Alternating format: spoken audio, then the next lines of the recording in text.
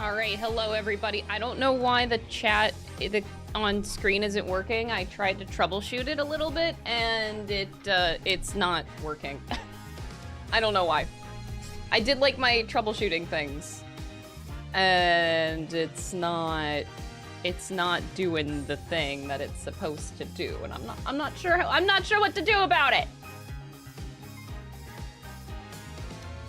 I did the troubleshooting thing of, did you turn it on and off again?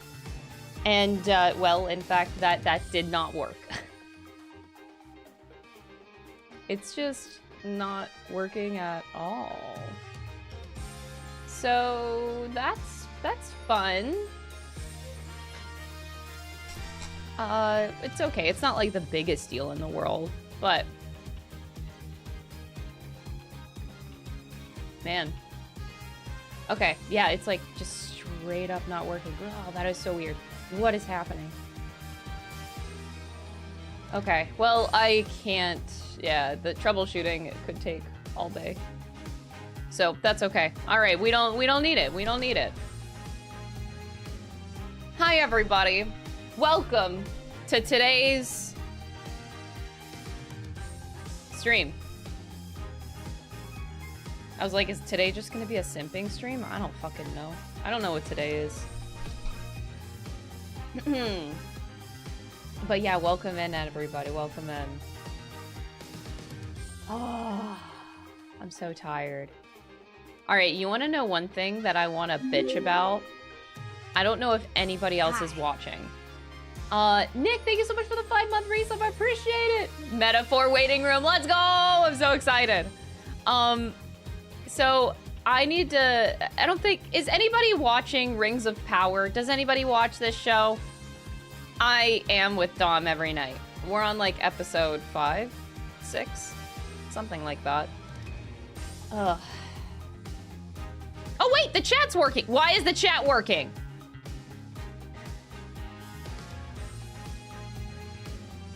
What the fuck?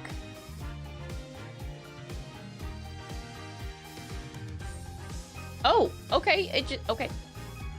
That was fucking weird.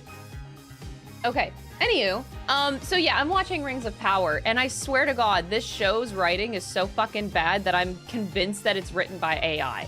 It is so uncreative, and is so, like, bare bones. I'm like, I wouldn't be surprised if this show was written by AI. Legitimately.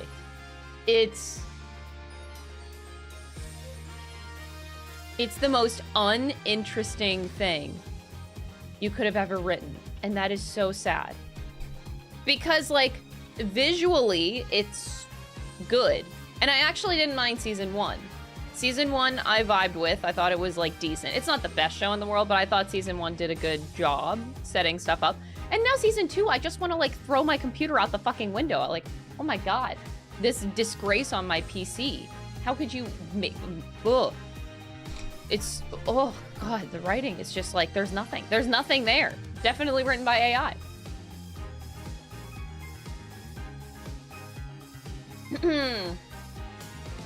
Oh yeah, I've been watching, well yeah, I did watch the latest season of House of Dragons. It's like, you can write a good prequel story, they're just not doing it. They're not doing it. Holy shit, I cannot believe how bad season 2 is. I'm like, yesterday, I actually was like about to rage quit watching the show. I feel like I'm in too deep and I gotta keep watching it now, but the amount of, I'm just so infuriated. That's all I could say. I'm just really infuriated. This show is just fucking terrible. But every other thing is good about it. It's just the writing. Like, I don't mind, like, the actors, the actors are doing a good job, the costuming, the sets, it's pretty decent, except when you can tell stuff is obviously CGI, it's really annoying. But, like, that stuff is fine. It's just the fucking writing that I have a really bad problem with.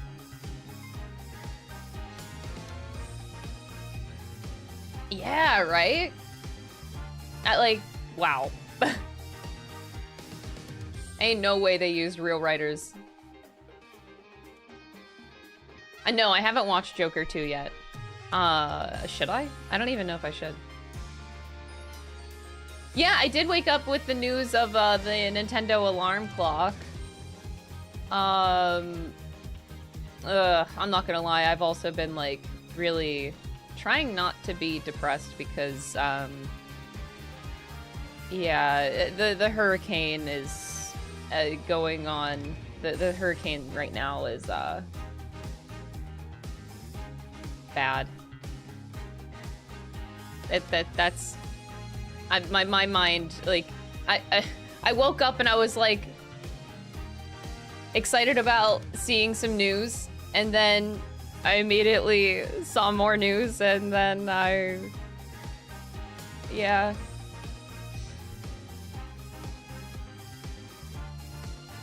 Yeah, Dynasty. At least you're on like the East Coast, so hopefully the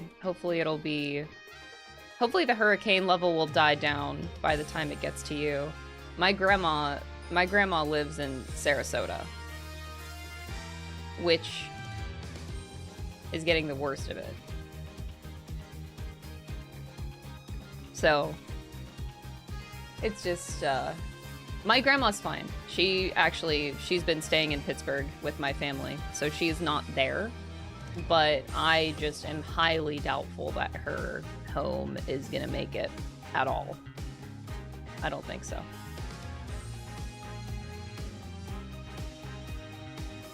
So like, I'm just kind of, I have like so many good memories of visiting my grandma in Sarasota, and we used to go every other year whenever I was a kid, and then I went, you know, I went to go visit her there, last year? And just knowing that it's probably not gonna be there next time I go back. If I go back now. But yeah, my grandma's safe. She's very much in Pittsburgh, so she's very far away. She's gone. Just unfortunate knowing that she's probably going to lose her home. There's no way. Because the last hurricane that came in, Helen or whatever it was called, she ended up having 3 inches of water in her place, and she didn't get to recover from that one. She was in the middle of recovering her house, and this one's gonna be 10 times worse than that one. So I really don't think she's gonna make it.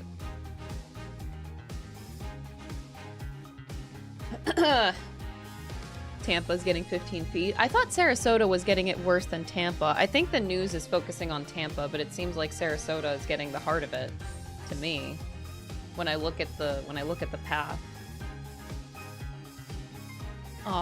But yeah, it's obviously it's large. It's all really, really bad. But yeah, I don't think that my grandma's house is, I don't think she's gonna have anything to go back to for a long time. The good thing is, like, she's born and raised in Pittsburgh, so she has a lot of family in her, like in Pittsburgh. That's where I grew up, and so I just don't know how much of her belongings are gonna be gone. That kind of stuff is just so fucking sad, dude. Oh, heart rate monitor. I just looked at that on my thing. I do have it on. Let me turn it on. Yeah, it's bad. My grandma, I don't know how she's been getting so lucky, because normally hurricanes in Florida, for those of you that aren't familiar, normally hurricanes hit the East Coast more than the West Coast. The West Coast actually doesn't get that many bad hurricanes, and that, like, coming from that direction. Oh my god, what is my camera? Is my camera high? So, my grandma has been living in Florida for, I think, 33 years now. And she's had hurricanes come in. It's not a big deal. You know, if you live in Florida, you're really used to it. And she is very used to it. But she's had nothing major in 33 years that, like, she's had like an inch of water here and there. But yeah, this one's, I think this one is a home killer.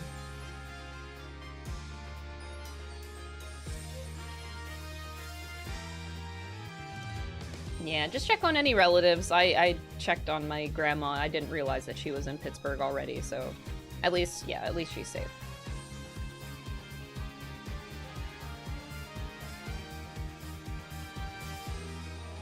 It's trending downward. Yeah, that's what I saw this morning.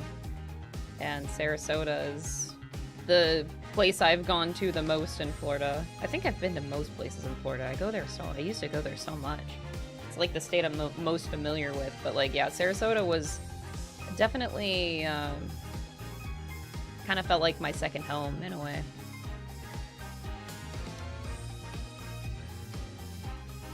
The mayor of Tampa said if you stay, you will die. Holy shit. Well, I'm thankful my grandma is very gone.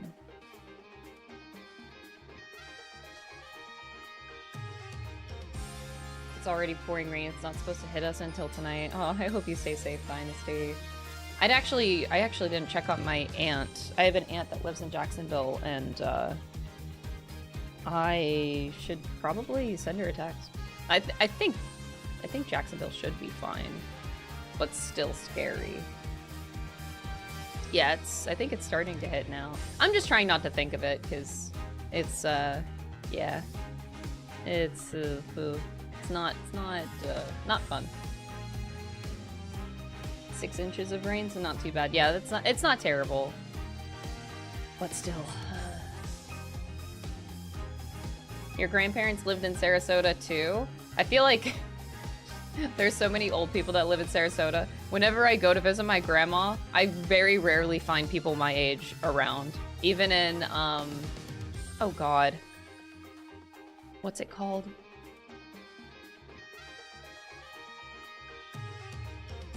There's like a famous market that, St. Anthony's Square? No, not St. Anthony's. What the fuck is that square called? Sorry.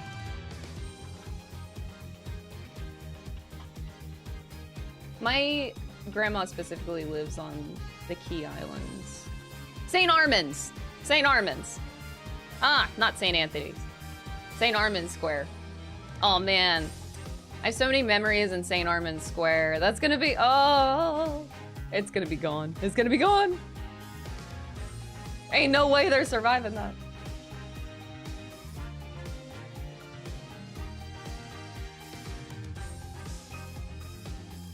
Oh, so many memories.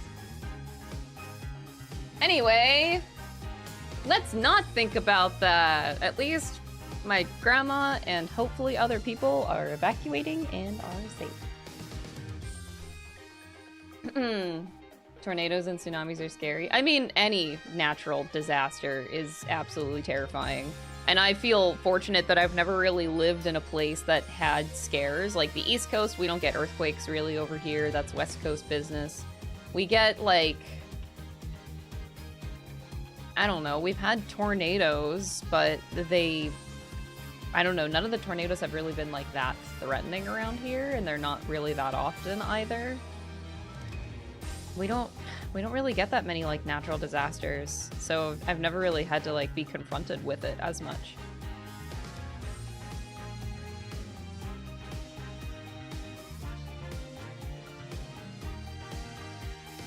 Oh yeah, I remember Hurricane Sandy a bit, yeah. That was whenever I actually do remember Hurricane Sandy because that was my senior year of high school.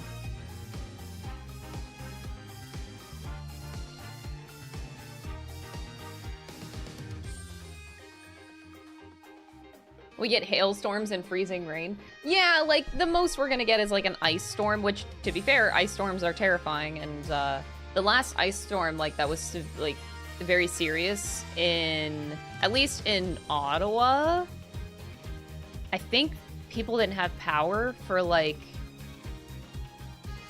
was it 2 weeks? Like, it was a long time without power.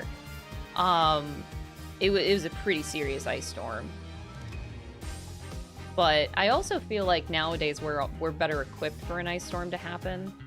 I'm actually like, if an ice storm happened, I'm actually not that concerned about it because I don't know, I know where to go and I know how to handle it. I feel like we're equipped for that.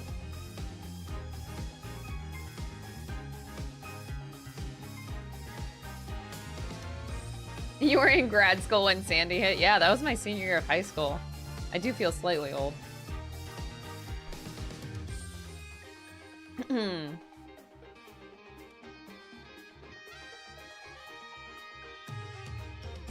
75% surrounded by mountain ranges, so you never get any harsh weather because of mountains. Yeah, same here. Like, I never had to deal with tornadoes because, like, Pittsburgh is a city surrounded by mountains. You're in the Appalachian Mountains. So we never had, like, any tornado threats because the tornadoes can't survive mountains. I don't think, yeah, we've never had like anything I've had to deal with in Pittsburgh. And now I moved to Ottawa. It's a little bit flatter here, but there's still like some sort of mountains and hills around. But so there's like slightly more tornado watches here. But also I'm further north, so more snow and ice is a thing. But Canada handles it very well. I mean, Canada definitely handles the snow and ice very well.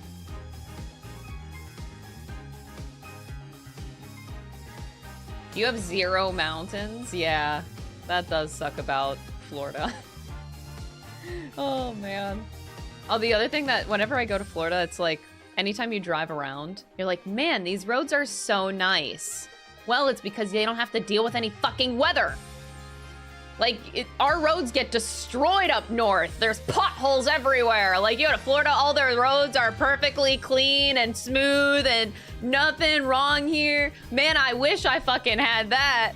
Like, but up here, you get potholes left and right because the salt just breaks down the asphalt because you're shoveling so much snow off of it all the time. Like, the roads are shit the further north you go. But man, I will always envy the roads in Florida because they are smooth as heck everywhere you go. I wish we had that. I really wish we did. My damn street looks like a war zone. Dude, driving in Montreal is literally awful. Your car barely survives driving in Montreal. Potholes left and right, construction left and right, uneven roads, bumpy shit. Like, you're just not, your car is destroyed. I hate driving in Montreal because, like, I feel like I take a whole year off, a lifespan off my car by just driving there.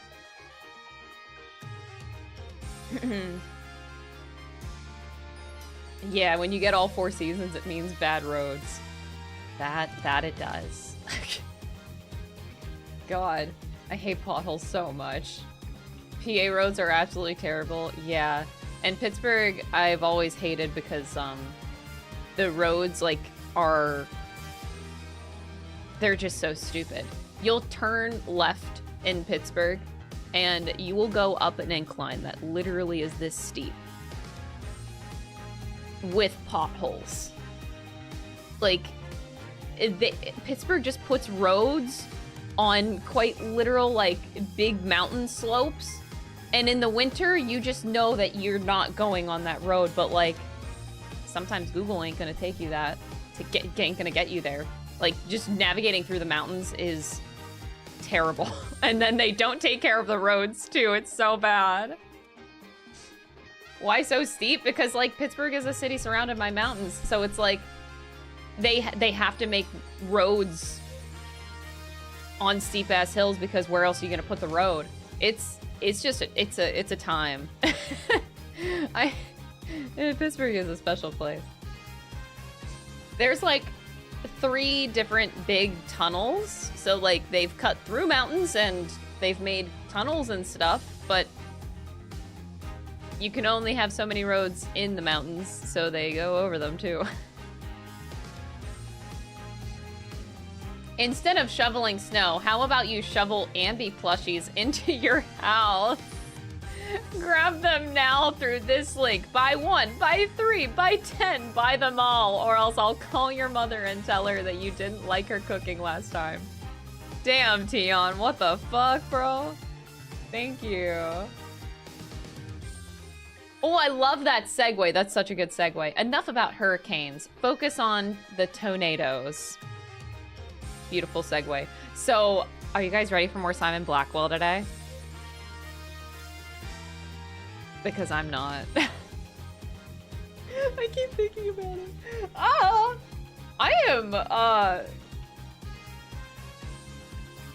I'm not gonna lie, I'm genuinely surprised. I'm genuinely surprised at my own attachment for Simon Blackwell. Like, sometimes I don't know how I feel about a character. I have to, like, read how my own reactions are to know how I really feel about someone. Because I don't know. My brain isn't... I don't know what my fucking brain thinks. But, like, based on my own reactions, I'm like, God damn, I really love him. I had no idea. I had no fucking idea. So now I'm like, oh man, I almost don't want this case to end because he's probably not going to be in the next one. This is probably just, you know, Simon Blackwell takes the stage and then that's it for Spirit of Justice. And I'm just trying to take it all in. You know, I'm just trying to take it all in. Edgeworth or Blackwell? Edgeworth for everything else, but Blackwell is definitely a lot hotter than Edgeworth. We said that yesterday. Like, physical attractiveness, Blackwell has Edgeworth beat. But as a character, Edgeworth, by far.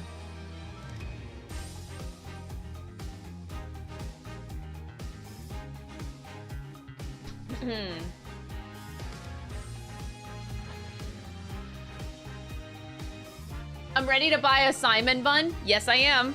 Can't wait to go to that Capcom store in Tokyo. Cannot wait. Do they actually have a Simon bun though? Because yeah, I'll buy that. I'll add it to my collection.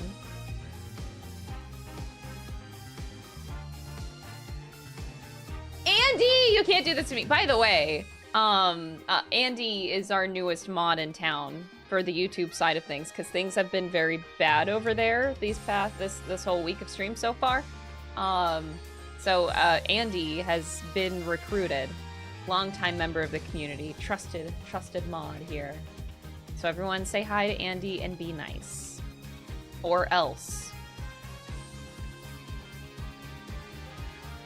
New mod Andy. I'm watching you. If you're not nice, you're getting the boot from me personally.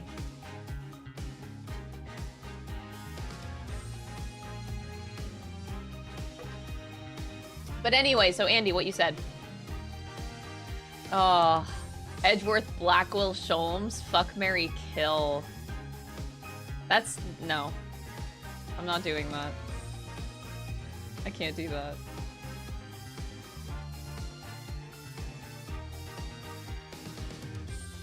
I refuse. Do it, coward. No. No, it's funny because like on my 3 monitors I have my desktop backgrounds change every 5 minutes, and currently on my monitor is a picture of the Great Ace Attorney Chronicles. The final picture has a spoiler on it, so I won't show it. But Sholmes is there, and I'm just staring at him, and I just miss him a lot. I miss him a whole lot. Patron of Dragons tipped $5. Welcome to the Church of Simon Blackwell. Thank you. I am a proud member of this Church of Blackwell. If I show this, okay. Ooh, close. I want to show it without spoilers, so we're just gonna cut that off. This is my monitor right now on the side. I'm just staring lovingly. Look at me, just staring at Sholmes. He's just sitting over there, and I'm just staring. Look at this bitch. Look at it. How do you not love that man?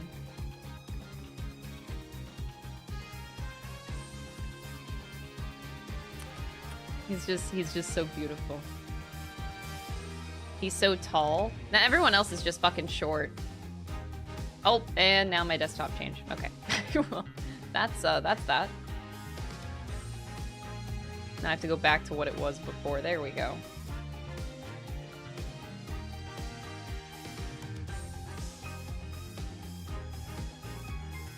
Langy and I just started playing the Great Ace Attorney, and we just did the initial case. Welcome.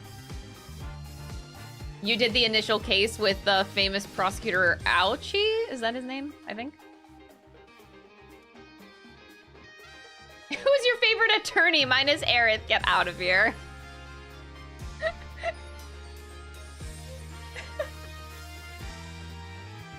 Yes, it's Ouchie. It's, yeah. Okay, I remembered something. Let's go. Wagahai in the corner. I know. I love Wagahai.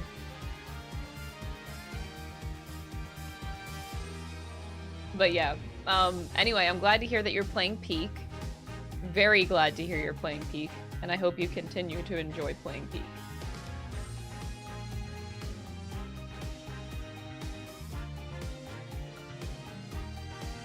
I just got here and didn't realize you were playing Fuck, Marry, Kill. Ah!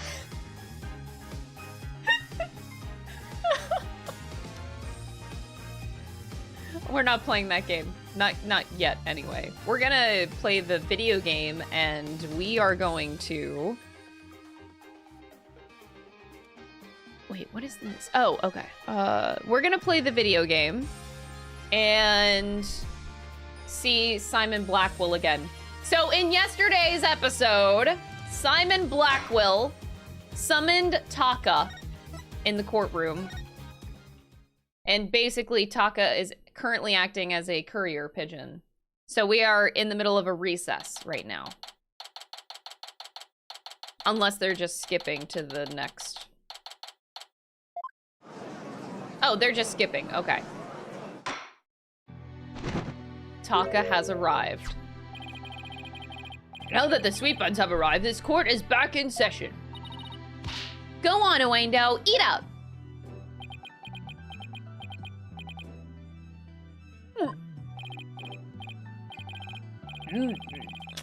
The nice flavor. You can really taste the sake.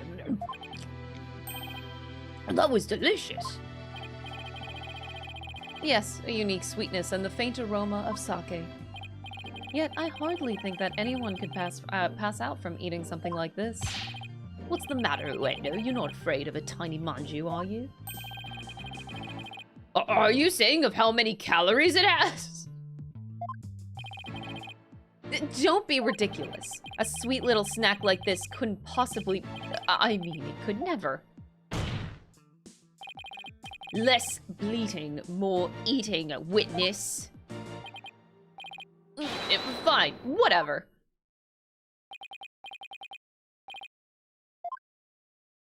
Uh-oh, we're gonna see the fourth personality? See? I told you, it don't affect me in this... It's a slight... We might be a little lightweight, but come on! Nobody's that... Seriously, nobody gets drunk off of one little bottle. Oh no.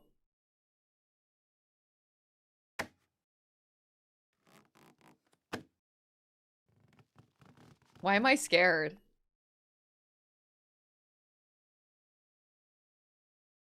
Oh! That's beautiful! It looked like it worked. Oh my, witness, please tell the court your name and occupation. Oh.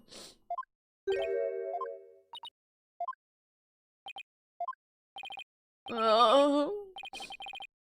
My name is Owen. 5. 5?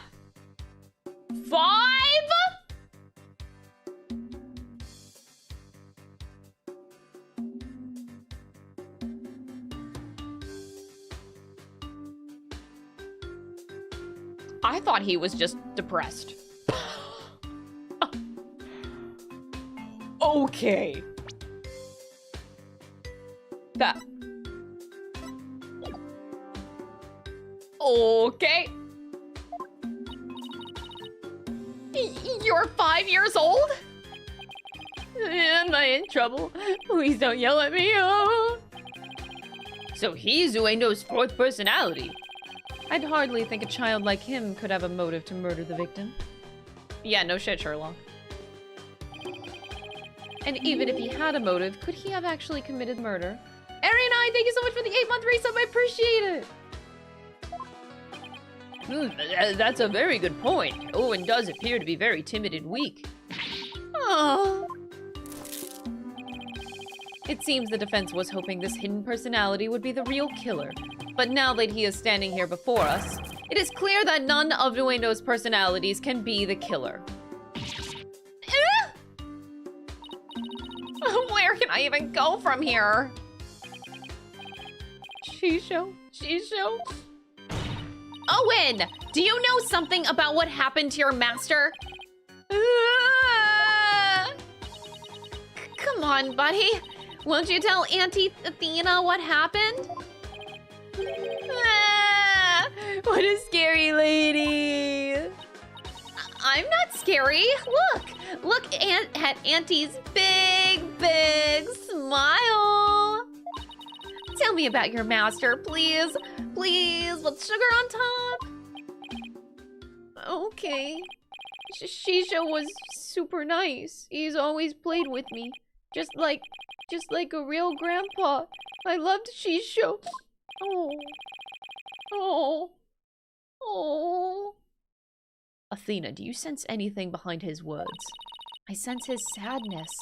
Sadness so pure it's heart-rending, but no discord. Prosecutor Sadmati is right. Owen isn't the killer. But then, don't you find it odd? Find what odd? Let's review what we've learned so far. Oh god, I don't need this. But it's only acceptable because it's Simon.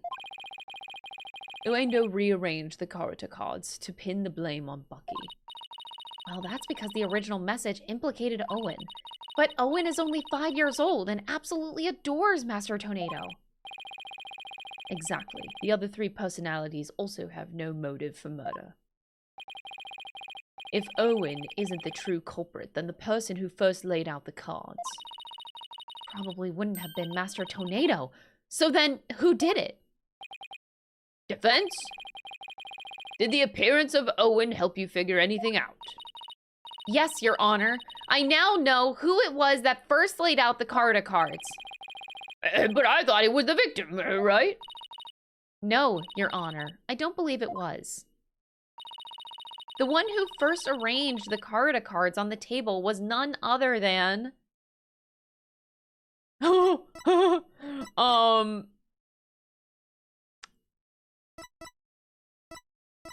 Uendo's 5th personality. I'm sorry, I gotta go for the game over. If it's not the 4th personality, Owen, then it must be the 5th personality.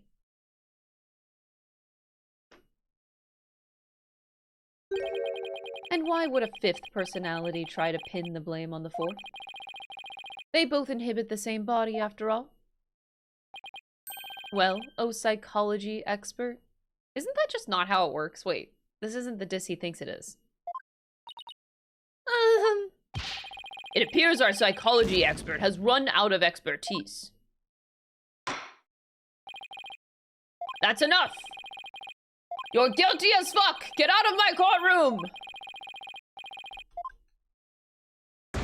Uendo is real? Yeah, the robotic for 5th personality.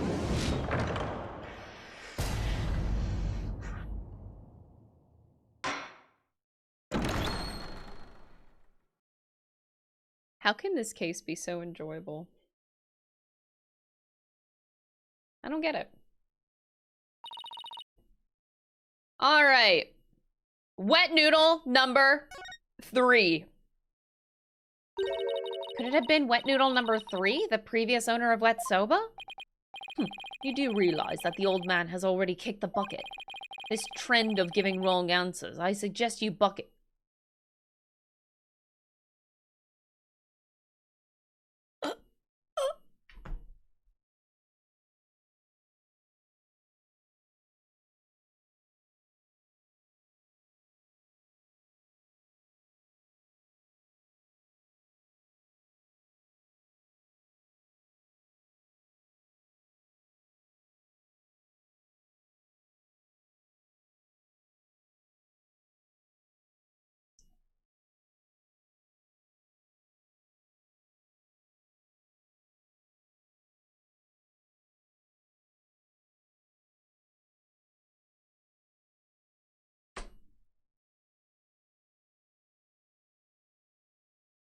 I got no words.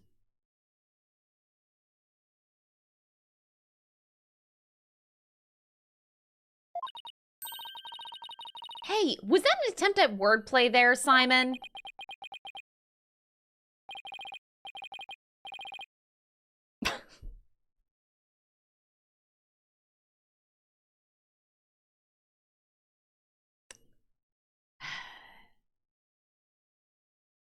Your boldness, do your duty, swiftly now. Yes, sir.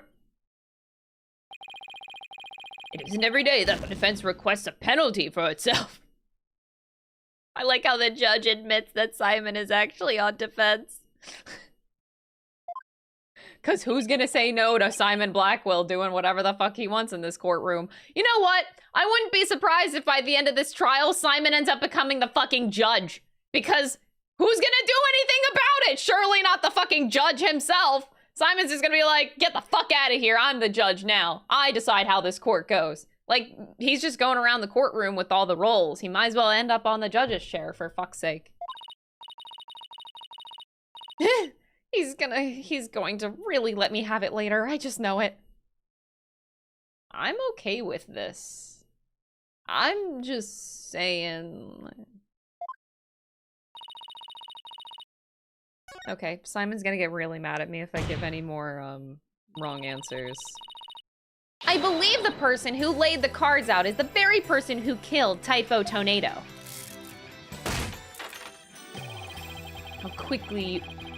How quickly you move onto a new target when your Owen theory proves false. You Pelkunin. I don't know what a Pelkunin is, but I know I am definitely not one. And before you start with the sermons, why don't you hear me out? Yes, let's hear the defense's reasoning. Please proceed, Miss Sykes. But if you are bluffing, I won't go easy on you. I understand, Your Honor. Now then, please recall the original crime scene. Who did the Corrida cards name when the scene was discovered? Let's see. I believe they implicated the defendant, Bucky Wet. That's right, but when we then found out that the message originally read Owen the Fourth.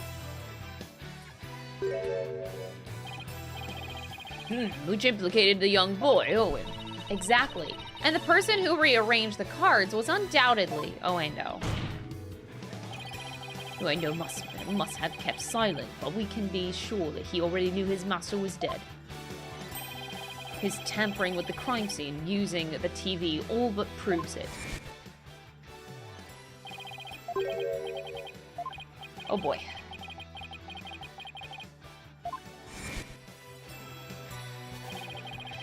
The reason Uendo rearranged the Corrida cards and moved the TV was because he saw the Owen the Fourth message and was convinced Owen had committed the crime. Right on, Prosecutor Blackwell. It would seem that Owen and the other three personalities don't share the same memories. Oh boy.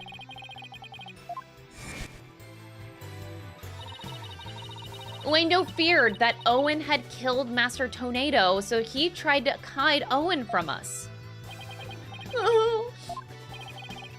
But it turns out Owen is but a 5-year-old child incapable of hurting a fly, let alone his beloved master. So naturally, the culprit must be somebody else, and this somebody else, the true killer, tried to pin the crime on Owen. In 3D! Simon is still really hot.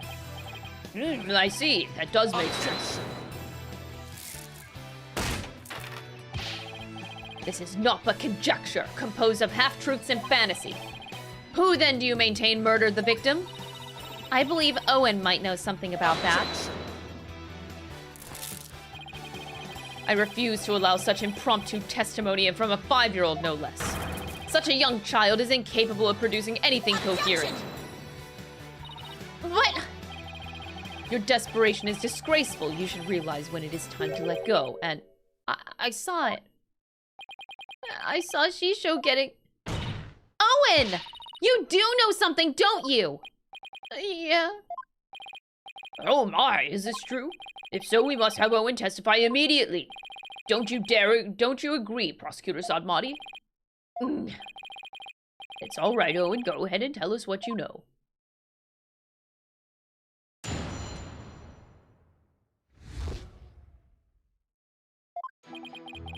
Shisho was standing with a knife in his hand.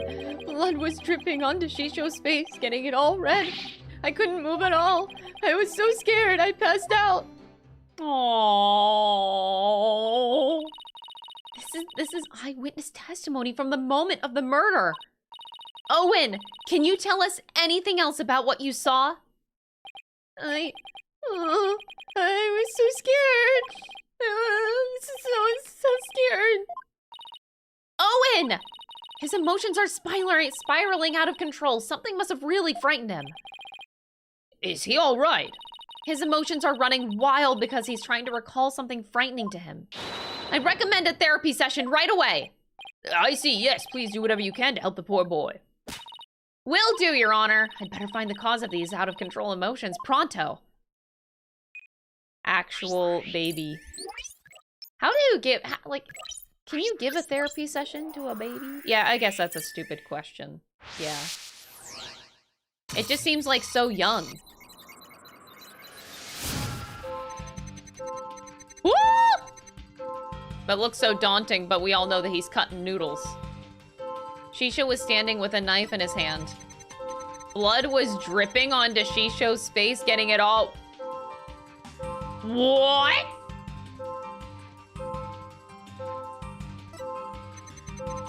I couldn't move it. What the fuck? There was no blood. What? All of a sudden, blood. I was so scared I passed. What the fuck? God, why is Simon Blackwell so hot? Poor kid, he's absolutely terrified of something. This is a really hot pose. Okay. I know we've seen it before, but just gonna...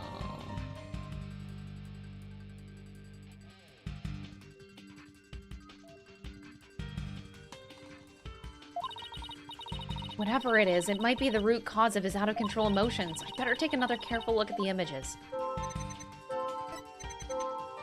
Blood. Ain't no way. Ain't no way. The blood? Got it! Where did this come from? Yeah. Blood was dripping down onto Shisho's face. Blood? I don't remember seeing any blood in the crime scene photos. Besides, if the victim was standing upright, how could blood drip down onto his face? As I expected, all we managed to obtain from this child is a tale he dreamt up. Ugh! I guess it's a little weird for blood to drip onto the victim's face if he was standing up. Unless he dripped down from the ceiling or something? What do you think, Simon? I don't know. Oh. Thank you for the help. Owen's one confused and upset kid right now, so who knows how accurate his memory is. Maybe it's time for that thing instead. Huh? What thing? That thing that you and your cohorts do. What do you call it? Rotate your thinking around? Rotate your thinking around. Oh, you mean turn your thinking around? Yes, whatever. It's the same thing either way. True, it is. No, it isn't. Who's ever heard of rotating your thinking? It's the same thing. I'm with Simon on this one. I mean, rotate it. Hey, wait a minute. What? You know what, Simon? In this case, I think rotate just might work perfectly after all. Come again? Oh my god. All I have to do is rotate things by 90 degrees. When he saw his master, Owen must have been doing a handstand. Is Simon gonna yell at me again? Simon's gonna yell at me again. He was doing a handstand. Owen must have been doing a handstand when he witnessed his master's murder, which means the victim must have been doing a handstand too.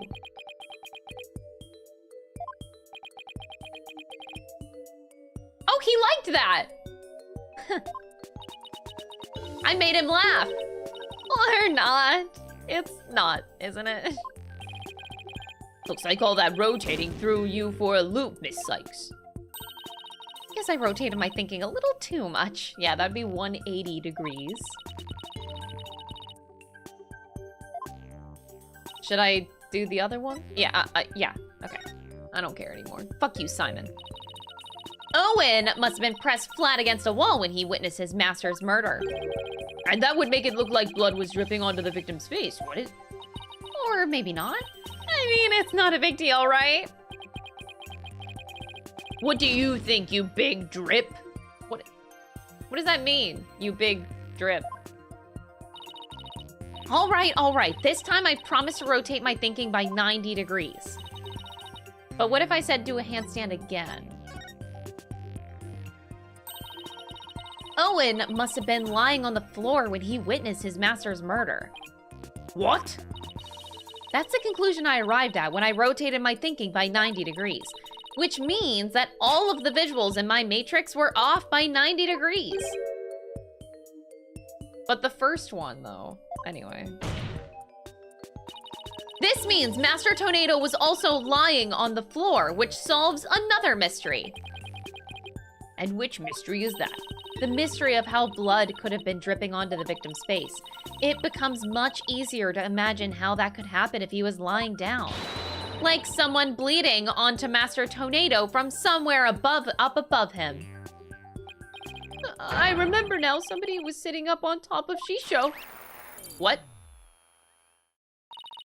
So trying to recall his master's bloody killer is what spooked Owen originally.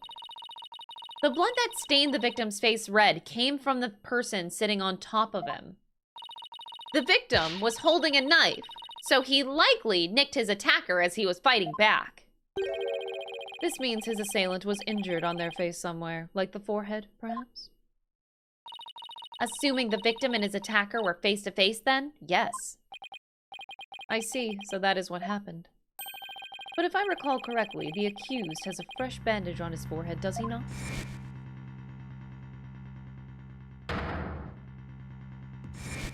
Really? That injury of Mr. Wetz is conclusive evidence that he committed the murder. This guy's a fucking idiot. Why? This dude is like literally a yapper. It's annoying. Like, he's not wrong. But I just hate it's conclusive evidence. It's so obvious. It cannot be anything else. Nothing at all. It seems you have dug yourself into a pit you cannot crawl out of. No! Even though I figured out the reason for Owen's out-of-control emotions, all I did was raise further suspicion against my own client. What do I do now? What's the matter? You aren't thinking of throwing in the towel, are you? But it looks so bad for Bucky. I mean, he had both motive and opportunity. Plus, he had that injury on his forehead. Your Honor, I sense that the defense is finally ready to let it go and move on. Well, Miss Sykes, I understand that you don't want to give up on your client, but I won't allow you to prolong this trial without a good reason. Oh boy. Maybe it's time she gave up. She tried everything she could. I really don't want to go back, don't want to back down, but... Silence! Yay! Thank you, Simon. Athena, are you having doubts about Bucky's innocence? I wouldn't say that. It's just... Do you remember what you said to Bucky earlier this morning? You mean you believe me, ma'am? Of course. No matter what, I'll believe in you to the very end. Were those just empty words? Of course not. It's just that all the cards are stacked against us. Are you still stuck on that line of thinking?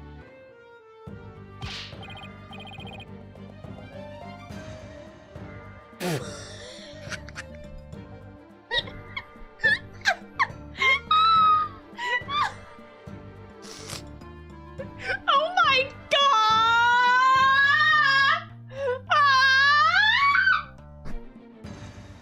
I like how this is supposed to be a moment, but I'm just so busy fangirling.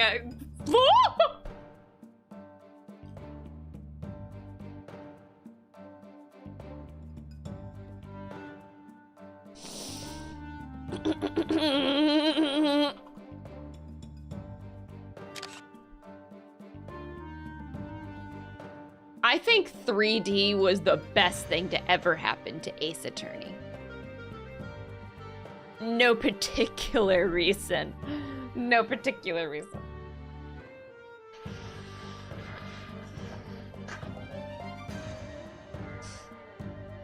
Bro, I'm lesbian and even I went fate at this. Simon Blackwell just has that effect on people. Pikes Peak Audio tipped $5. The best part about this is that Simon is canonically 8 inches taller than Athena, so he's literally lifting her up to eye level.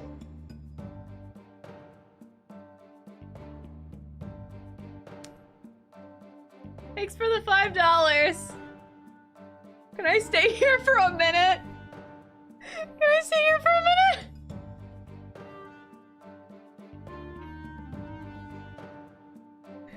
No! Someone cut off it. The best part about this is that Simon is canonically 8 inches. You need to finish your sentence.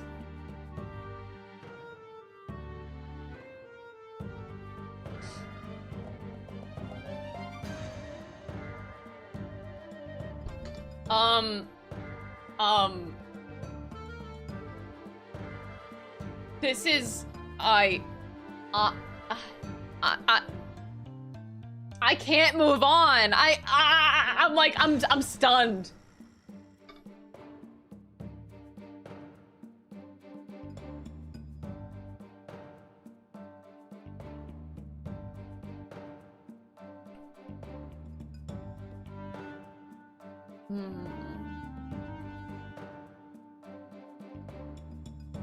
How am I supposed to move on?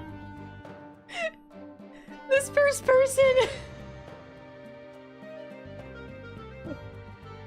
POV, you just said that you think hawks are overrated. Oh my god.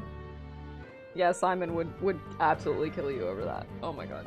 I can't play the game anymore. I can't play the video game anymore.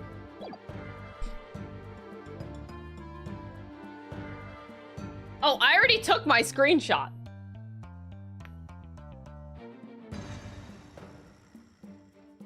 Athena cosplay and find yourself a Simon. I'm about to.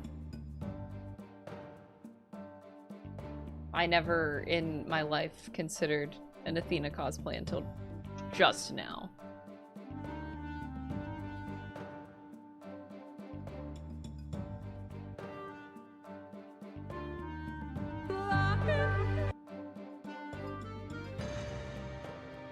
Trinic, thank you for the $2 Canadian donation. Consider a save. Oh. Actually, wait, I'm gonna put this like way down here. And then I'll ask myself like 10 years later in life, I'll be like, why did I put this save all the way down here? Like, what is this? And then I'll open it and I'll be like, what? Okay.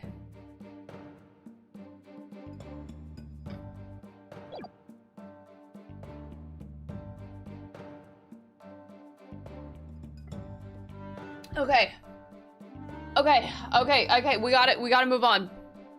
I'm just, could you imagine for a second if this was like Phoenix and Edgeworth both on like the defense side for some fucking reason, and Edgeworth does this to you? I need an Edgeworth POV now. Like, fuck. Ugh. Anyway. Okay, anyway, I'm fine. The game did this, to be very clear.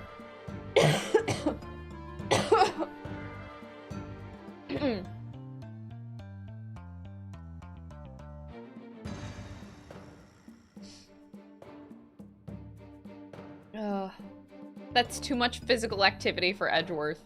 Is it? Okay, so you're Edgeworth, but Phoenix would do that to him. So I would have, we would be Edgeworth and like have Phoenix in Simon's place. How about that?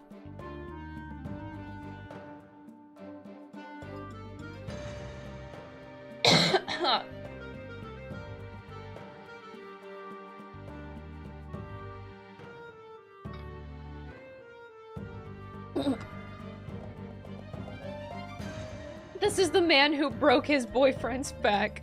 All right, moving on. Motive, opportunity, and injury to his forehead. Is that all it takes to make you stop believing in your client?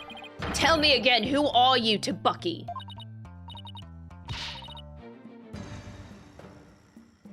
That's hot. Can he... Can you, like, pick me up like that and yell at me to my face? Like, can you do that to me?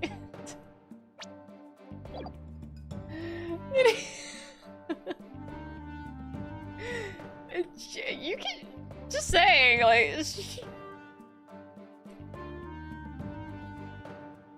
I'm his Miss Chickadee lawyer. Then do your duty and believe in him until the very end. I will.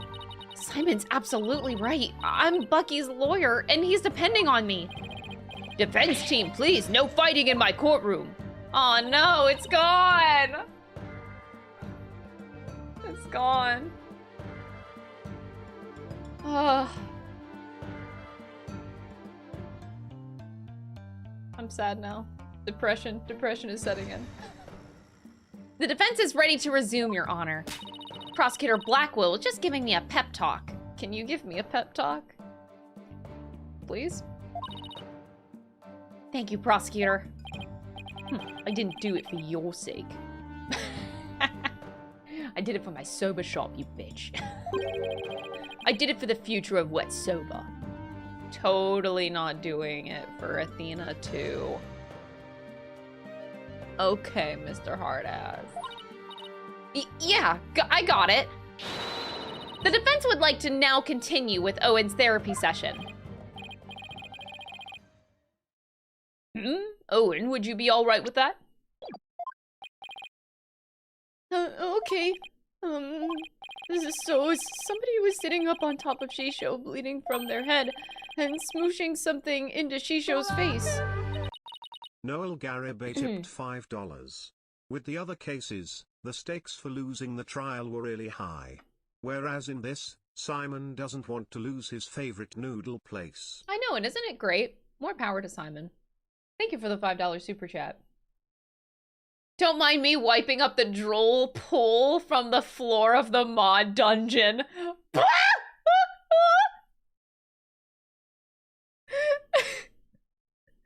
Nah, you can just leave it there.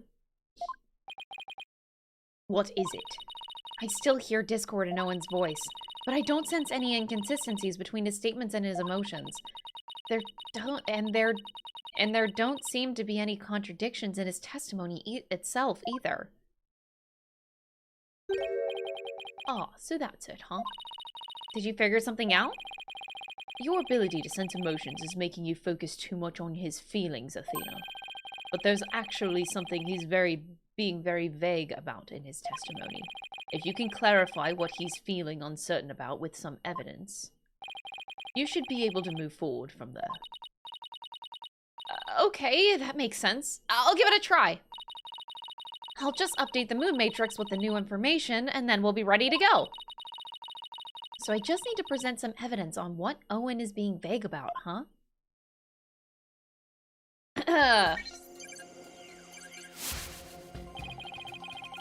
Yeah, this is what I find weird.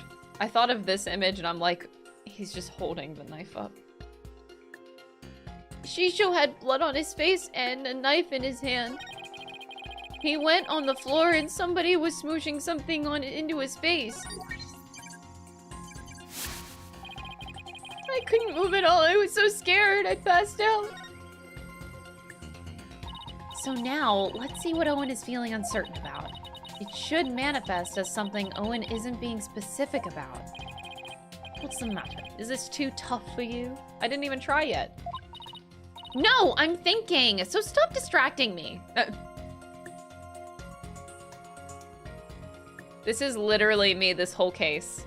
No, I'm thinking, please stop distracting me from being so fucking attractive, Simon Blackwell. Like, I'm screenshotting this because this is a personal attack. Like, bitch, you are so distracting. I think I can guess what Owen is uncertain about. I just don't know which piece of evidence will pull the info I need to the surface. You can't solve this with a rigid thought process. Try kneading your mind as well. Kneading my mind? It's not what soba dough, you know? Looks like you've learned a thing or two about making soba, at least. You think? I've only been hearing about it all day today. Well, even if that tiny bit of knowledge, you ought to be able to find your answer. That's Simon. He's figured something out again, hasn't he? And what does the soba making process have to do with what Owen is unsure about?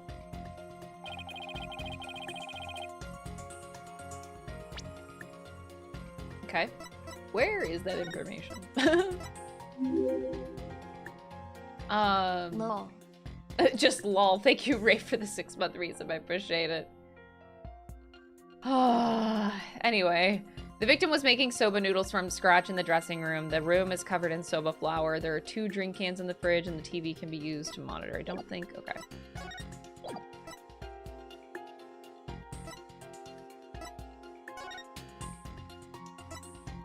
Uendo discovered the victim's body upon entering the room after Bucky left. Before Bucky came to the theater, Geiru was outside feeding her dog a number of dumplings. Okay, no.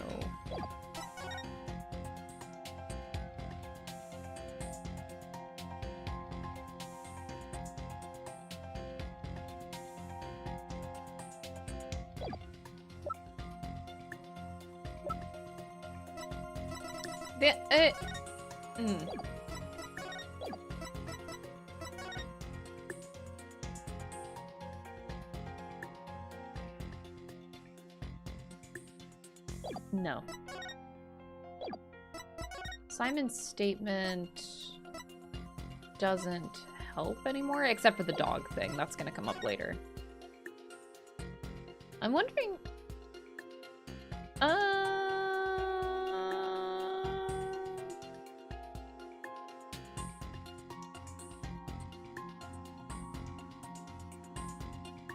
Huh.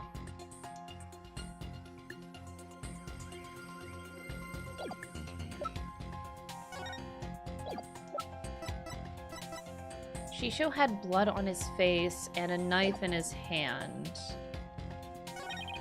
He was on the floor and somebody was smooshing something into his face. Okay, now that I'm actually thinking about it. So Simon is hinting at it having to do with this process.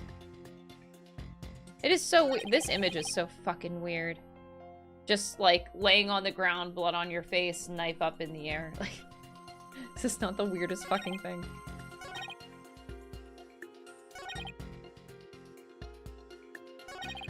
Okay.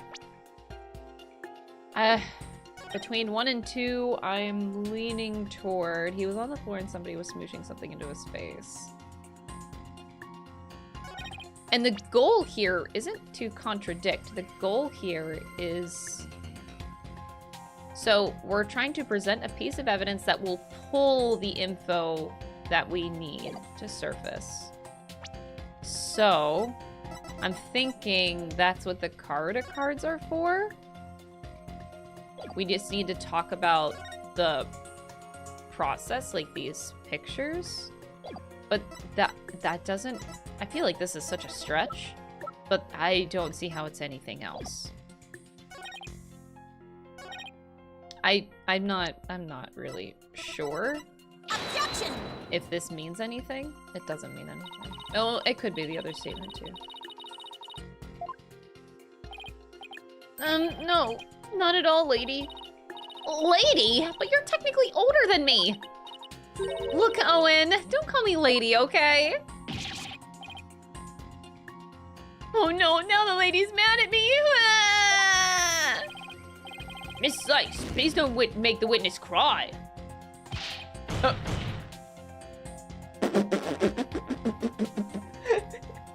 child laughs in the courtroom and Simon laughs! I love children crying. It's not that funny. Wow. Objection! No, game over. An actual, real game over. Not self-inflicted.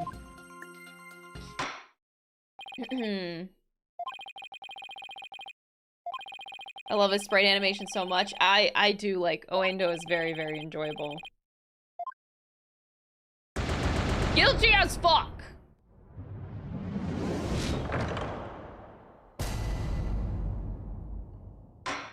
But yeah, this is a fun-ass time, this case. And here I am just thinking about, like, anytime I play any Ace Attorney game, I'm always thinking about, like, the overarching picture. And I'm like, so I'm thinking to myself, okay, this has to tie into the main plot of the game somehow. So that's, like, that question is in the back of my mind, too.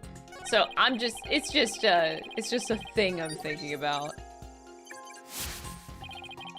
I couldn't move at all. I was so scared. I passed out. That couldn't be it. Like, the weirdest thing that comes out of this is Shisho had blood on his face and a knife in his hand. I want to pull information here, but how do I do that? Everything is over there.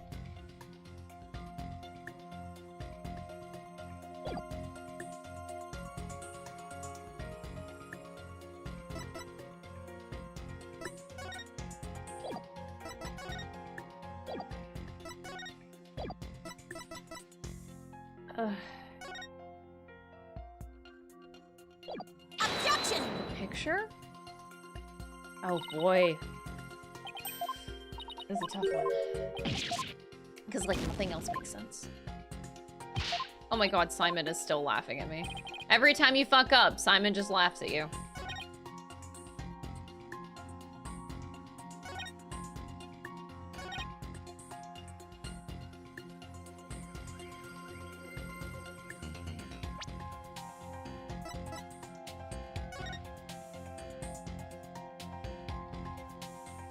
Is it that? Like the little... I don't even know what you call that.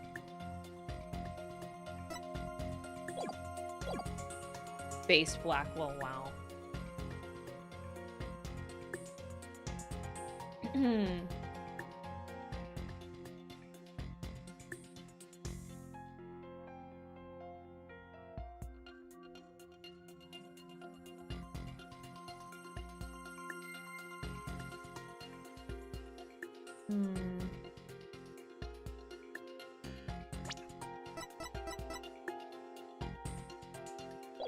It couldn't have... Somebody was smooshing something into his face. And we're supposed to be leaning towards the process of making...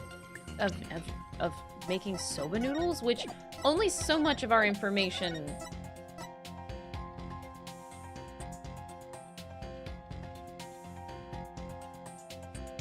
leans into the process. Maybe, did I do this? Objection! I didn't do that. I did it on the first statement. Let's put a name to the thing Owen's uncertain of, shall we? By identifying the murder weapon that was used to suffocate the victim. Fortunately for us, I spy the murder weapon right here in this crime scene photo. Unfortunately for you, I spy nothing of the sort. And the police did not spy anything of the sort during their investigation either. Pray tell, where is this murder weapon you see? You don't see it because it no longer looks the way it did when it was used as a weapon. This is what the killer pressed into Master Tornado's face. This picture? I was hoping for the other picture. What the fuck?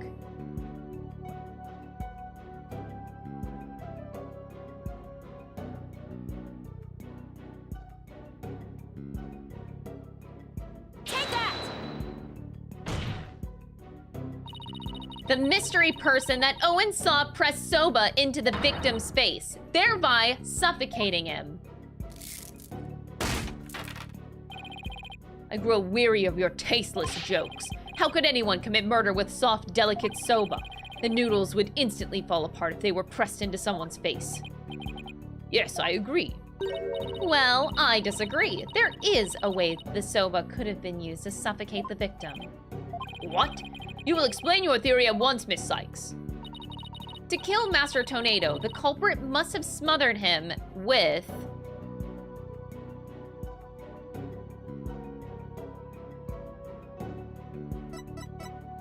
I don't think... None of these sound like they're gonna be fun if I do, like, wrong answers.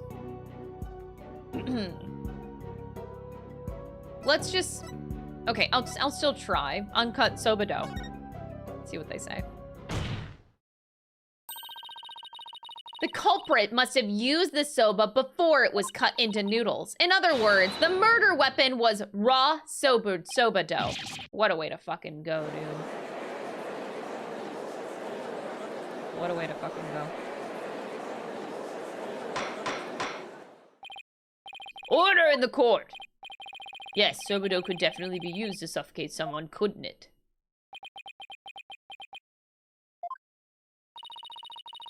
Are you alright, Prosecutor Sanmari? I was just letting the soul of the victim know that the accused will finally face justice thanks to the foolish lawyer before him. Huh? What are you talking about? Allow me to summarize your statements. As the accused was killing the victim, he was slashed in the face by the victim's knife. The weapon he used to suffocate the victim with was the dough in the dressing room. He then disposed of the murder weapon by cutting the soba dough into noodles. Whoa! Simon! Simon! Keep your cool, man. Come on. Ugh, why you smarmy? Smarmy? That's quite a... okay. Afterwards, the accused put the victim's face into the bowl of soba noodles and broth to wash off the blood that had dripped onto the victim's face from his own. And there you have it, the true sequence of events behind this foul affair. Now wait just a minute! I never once said that Mr. Wet was the culprit! Who but the accused knows how to cut dough into noodles, defense? That's a very good point, Prosecutor Sadmati. I heard that cutting soba dough into uniform noodles requires considerable training. But then, what about the dying message? How do you explain that? The defendant wouldn't have known about Uendo's Owen personality. Perhaps the victim was simply playing with the cards and they'd hold no other meaning. Perhaps he spelled out Owen's name in jest sometime before his murder. In jest. That's your argument. The argument of a fucking potato. That's true. From Owen's testimony, it's clear that Master Tornado cared for the boy. It appears that we've arrived at a compelling conclusion. How is this compelling? Taken together, all of these points paint a convincing picture of the defendant's guilt. Owen! Is there anything else that you can tell us? It doesn't matter how small of a detail, anything will do. Oh, you're scaring me. Oh, I'm sorry, Owen. Auntie Athena didn't mean to raise her voice. I have to be gentler with him. I can't forget he's only 5 years old. No need to be scared, okay, sweetie? Just tell us everything you can remember. Well, when I woke up, this person who killed Shisho was standing over me, bleeding from their head. Owen, you saw the killer's face? Oops, I did it again. So, who was it, Owen? Do you remember? Oh, I don't know who it was. I'm picking up some noise. That means that there's still something to uncover in Owen's testimony. I don't know what Owen saw, but suffice it to say, we are analyzing the dreams of a child. You've wasted enough of our time, defense. Let it go and move on. No! There's still discord in Owen's heart that needs to be addressed. Therefore, I can't give in here. Owen, do you think you can continue your testimony for us? Okay. I'll enter the new info and run an update then.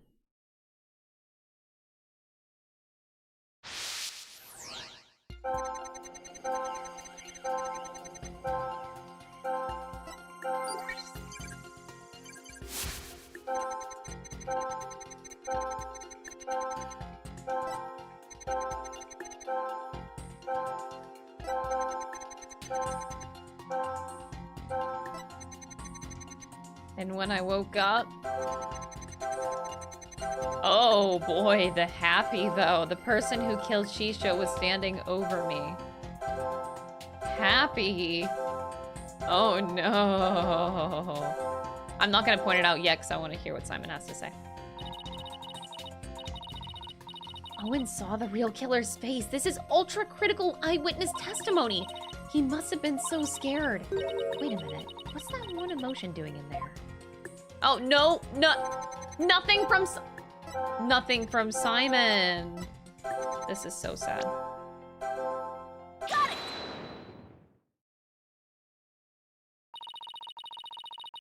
Despite witnessing the culprit's terrible crime firsthand, Owen experienced a positive feeling, one of relief? The person the witness saw was no stranger, rather it was the accused. Therefore, it is only natural that he felt some level of relief when he saw a familiar face.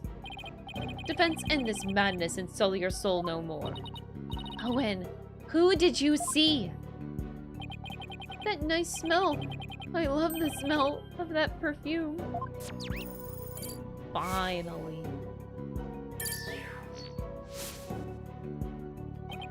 It's the smell of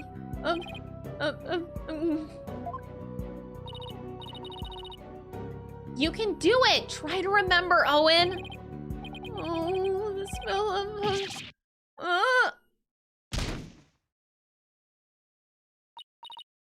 Owen! Well...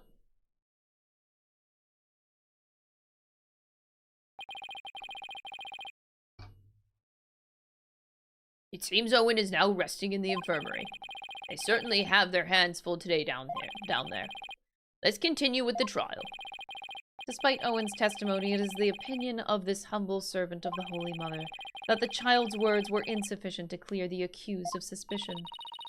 But what about the scent of perfume Owen mentioned? I believe it's a clue that will lead us to the true culprit. But there are thousands of perfumes in the world. It could even be the scent of the hair product the accused uses. Hair product. He does have one amazing hairstyle, so that's certainly possible. Oh boy. The witness is a 5-year-old boy.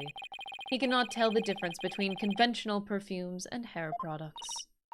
Why couldn't you have gone for a crew cut or something, Bucky? What's more, the only person who can cut soba noodles with such precision is the accused and no other. Oh man, how am I supposed to argue with that? And so, the person Owen saw at the scene of the crime can only be the accused Bucky Wet.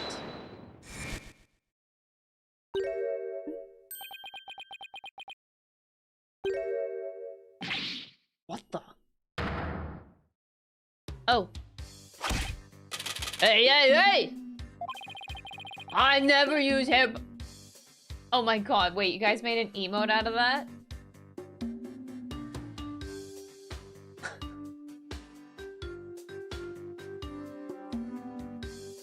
You actually made an emote like that.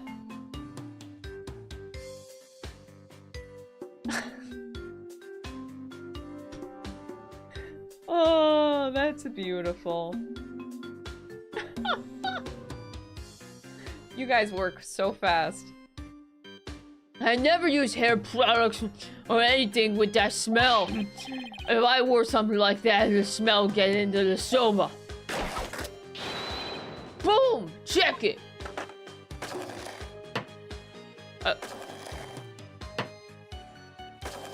Simon doesn't even want to look.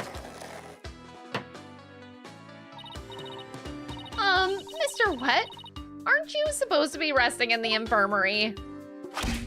Whatever! You think I'd let my soba stink of perfume? Try that child's soba for yourself and see. I believe we have no choice but to try it, strictly for examination purposes, of course. Now then, let's dig in, shall we? Okay.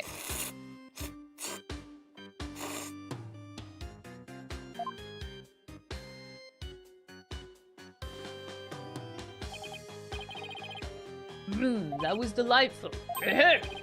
Well, I'm satisfied that there are no traces of hair products or perfumes in Mr. Wet's soba. First sweet bean buns and now savory soba. What a delectable trial this has been. This has been a very delectable trial indeed. But I'm not talking about food. This texture is different from the soba I had the other day. It reminds me of a dish we have in Kura'in called Benupum.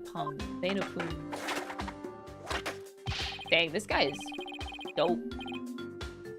What you think, Miss Chickadee? My soba's pretty good, isn't it? It's delicious!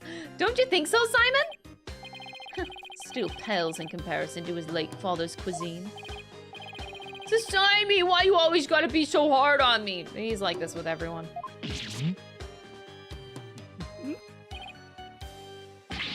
Bailiff, take the defendant back to the infirmary at once for some rest. Rest? Hey, I ain't a lump of plain and weedy udon dough, you know. I'm fresh like my soba. You don't let soba dough rest. It's about the 3 freshes of soba. Grind the seeds fresh, cut the dough fresh, and boil the noodles. And he's dead.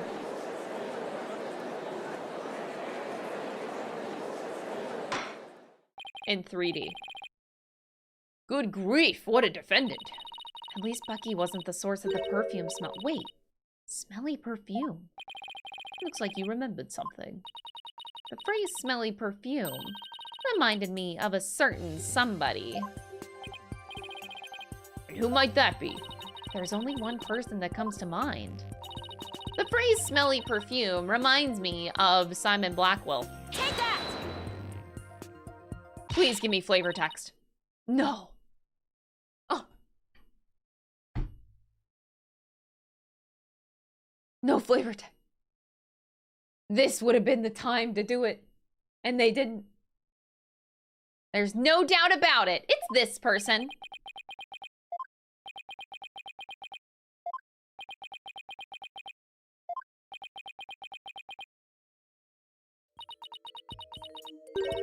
Uh-oh, something tells me I got it wrong. There's no doubt about it. It's not this person. What the? No take-backs defense. Come on now, Athena. There's only one person it could be. It's not you? Damn. I really wanted it to be Simon Blackwell. Take that!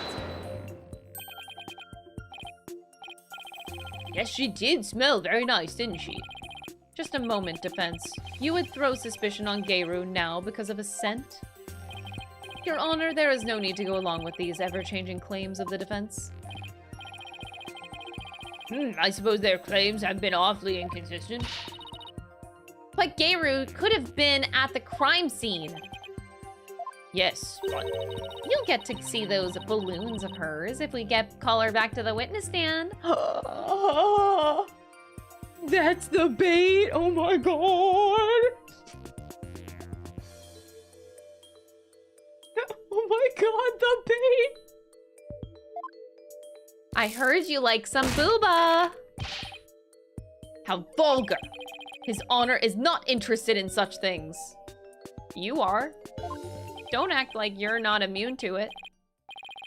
Ahem, setting the matter of her balloons aside entirely. I do believe it's appropriate to ask Geiru some questions, given the circumstances. This has nothing to do with her balloons, of course. Thank you, Your Honor. Halkunka.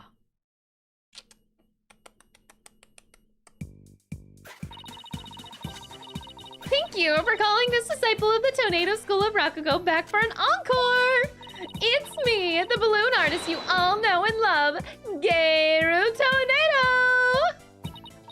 1, 2, balloon! What wonderful balloon artistry! Your Honor, please. Now then, what would you like to make? What would you like me to make for you this time? Actually, I called you back for more testimony. But I'm all talked out. This case has left me completely deflated. What? What? You didn't find that funny? No. Oh my god, chat. Wow. Dang. I didn't realize how down bad you guys were. Shit.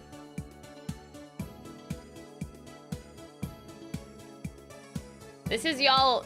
Is this y'all types? That you're like, this is your type? See, I see this, and I feel nothing. I know, I know. I'm just saying that we all have our tastes. Dang. So you guys are actually super down bad.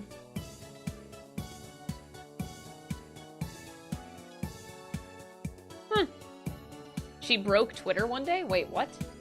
How did that happen? We want the Clussy. Okay. I mean, who am I to speak, you know? Dang. Okay, okay, okay.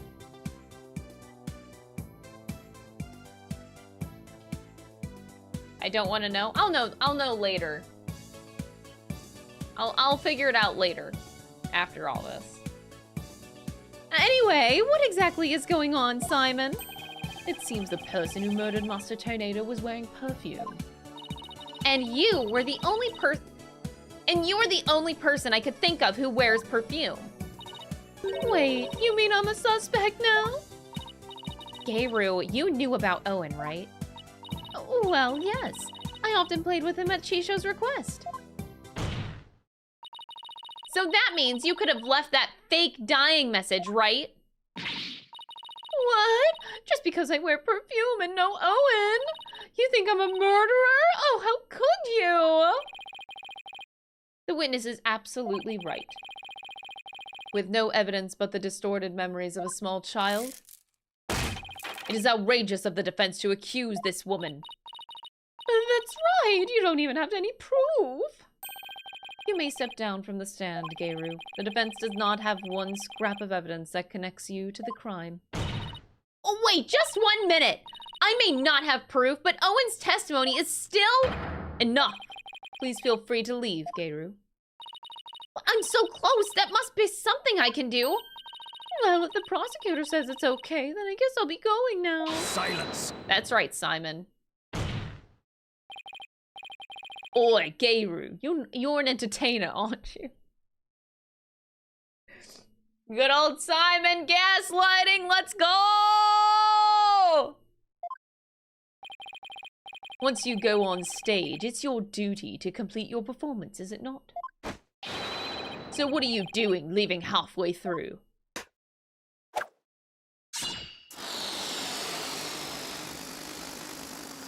Damn brutal, Simon. He be deflating her balloons. There's a bandage on Gayru's forehead. And since we know that Master Tornado's killer has a cut on their face somewhere, impossible. How did you know, Simon? I didn't, but I had to take a chance and see for myself. Otherwise, your theory would remain a groundless accusation. Your Honor, Prosecutor Sadmati, the scent of perfume and injury on the forehead, these things are completely inconsistent with Owen... Oh, not inconsistent. They're completely consistent with Owen's testimony. She's innocent. I trust her. Oh my god. Oh my god. Wait, next thing you guys are gonna say is I can fix her, right? Jess will be like, I can fix her. Yeah. It's okay. It's okay. You guys are allowed to say it in this house. You might be wrong. You can't fix her. But, like, you can try. It's okay. I'm going to jail for her. Oh my god. Oh my god.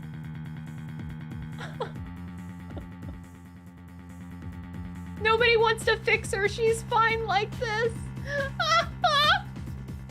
All right. Damn. Okay. I can't say anything. In short, the mysterious individual Owen saw in the dressing room could have been Gayru. Miss Sykes, does this mean you are formally indicting this witness for the murder of Typhoon Tornado? should your accusation prove to be false. Hope you are prepared to pay the price in full. Simon, what price is he talking about? I thought that should be obvious. Prosecutor Sadmonk is saying that he'll see to it you never stand in court of law again. He can't do that. I must say, though, he knows how to make a trial interesting. Take that back right now. Take that back right now. You are not dead ass right now.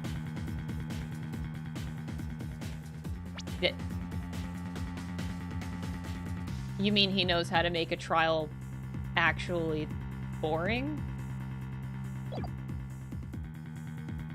Uh-huh. The one turnoff with Simon. You know, Simon has nothing. Okay. From Simon's perspective, Simon doesn't have anybody else to compare to. He's been in jail for how many years? And he comes out of this courtroom. He comes out and he's the prosecutor. He doesn't know any better. So he thinks that Nayuta's interesting because he has no other person to compare it to. He only knows himself and now Nayuta. I guess he knows Edgeworth, but you can't really... He's the chief prosecutor. He doesn't really, like, actually do prosecuting work anymore. So, like, I just don't think he has anything to compare it to. Just whose side are you on, Simon? Go on, then, into the deep end with you. You really have but one choice, anyway. Well, Miss Sykes, I'm waiting. With regards to the witness, Geiru Tornado, the defense wishes to... Yeah. Sorry, chap. There's no reason for me to hold back, not if I really believe in my client. The defense wishes to formally indict Geiru Tornado for the murder of Taifu Tornado. Can I also just, like, briefly say that it might seem really silly, but I actually really like when Ace Attorney does this. Like, it's an obvious answer. Like, you know that you want to say, like, indict her. Like, they're not giving you another choice, and Blackwell literally told you that you're gonna, like, you have to do it. But I like whenever Ace Attorney gives you those, like, very easy decisions, because it makes you like, okay, well, obviously, yeah, we're gonna indict her, but it like sows a seed of doubt into you that I really like. It's hard to describe, but I feel like it does something psychological in my brain by having me actually do this choice. Instead of the game doing it for me, you having to do it just does something to me. I don't know what that is, but, like, I actually like it. Like, my brain worms just, like, they activate for some reason. It's hard to describe, but I just like that they do that sometimes. I've tried to be merciful, but now not even your pleas will reach the Holy Mother's ears. You will have plenty of time to regret your decision in the pit of hell. Except I won't need to. The person who murdered the victim was not Mr. Wet. It was Geiru Tornado.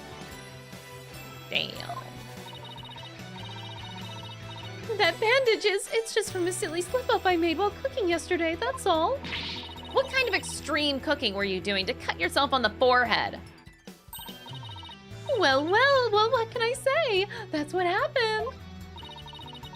You also don't have an alibi for the period before 4 p.m., do you, Geiru? But I really didn't know anything was wrong until Shisha was found dead. If you don't believe me, then with a twisty twist. And Balloon! There you have it, an adorable little kitty. Oh, she's trying to win me over. How could you suspect a cutesy little balloon artist like me? Geiru, I've been meaning to say this for a while now, but could it be that you don't have an eye for balloon art?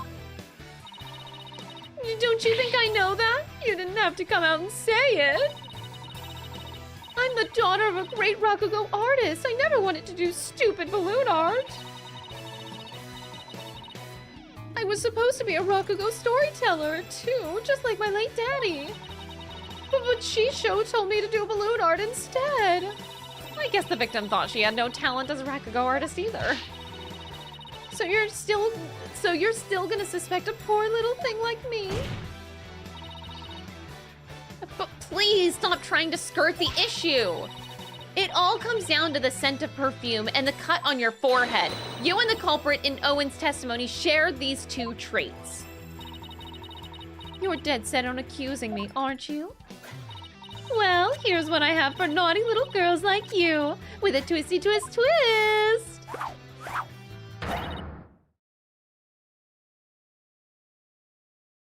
I'ma cut ya, witch! Go ahead and make me testify all you want. When the truth's revealed, it'll be your balloon of mine that goes pop! Got it?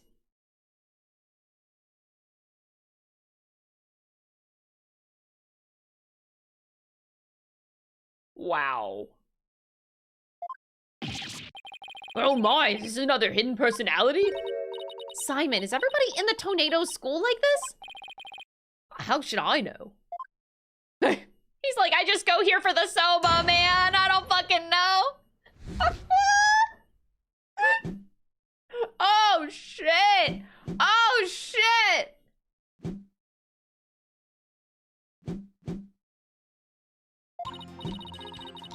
Yeah, I visited the dressing room during that time to make a courtesy call after my act. Shisho and Owen were in there, but they were both storing up a storm. I saw the note Shisho left, so I just left. Didn't want to disturb him, you know. The perfume Owen smelled must have been left over from when I visited. So Geiru's saying that she went into the dressing room but then left right away? Don't take her at her word. Come on, do you really think I would? I'm just trying to figure out how to get her to talk about what really happened. Now then, Miss Sykes, you may proceed with your cross-examination.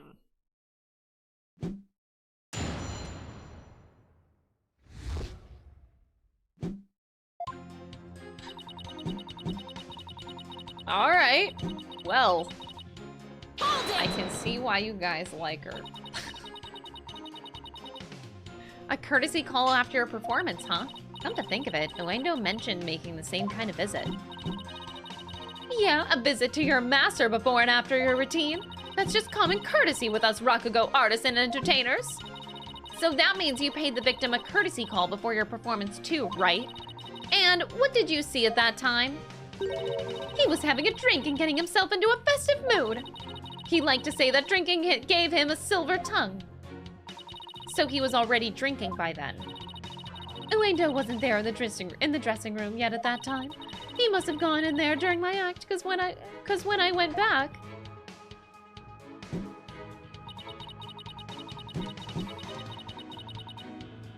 Hold it!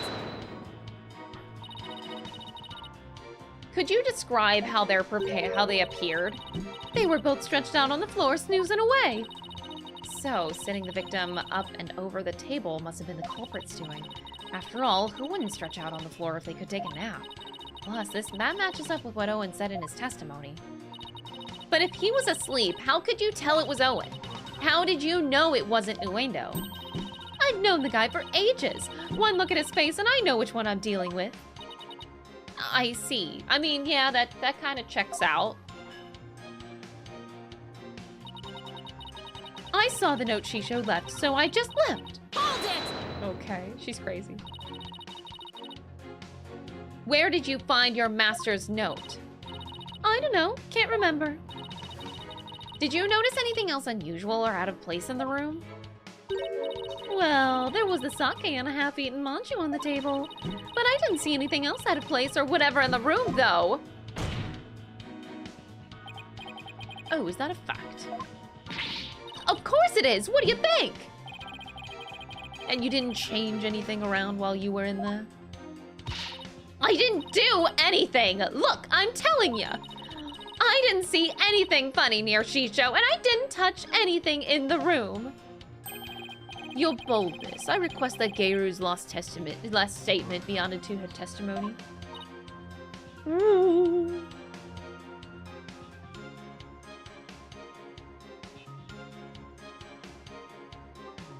Simon! Got distracted. What's a statement like that gonna do for us? Just play along and you'll see soon enough. Ugh. I have no problem with adding that to your testimony, but how about you, Miss Sykes? I have no problem with it either, Your Honor. What is Simon thinking? I didn't see anything funny near Shisho, and I didn't touch anything in the room. Hold it! So, I just want to confirm. You didn't see anything at all unusual or out of place anywhere around the victim? Whoa, what's happening? Colander with the random 5 gifted subs. Thank you so much. I really appreciate that. Thank you, thank you. Aw, that's really sweet. Oh, is there like a new animation for gifted subs on Twitch or something? I've never... Did they change something? That seems so weird. But yeah, thank you. Really, really appreciate that.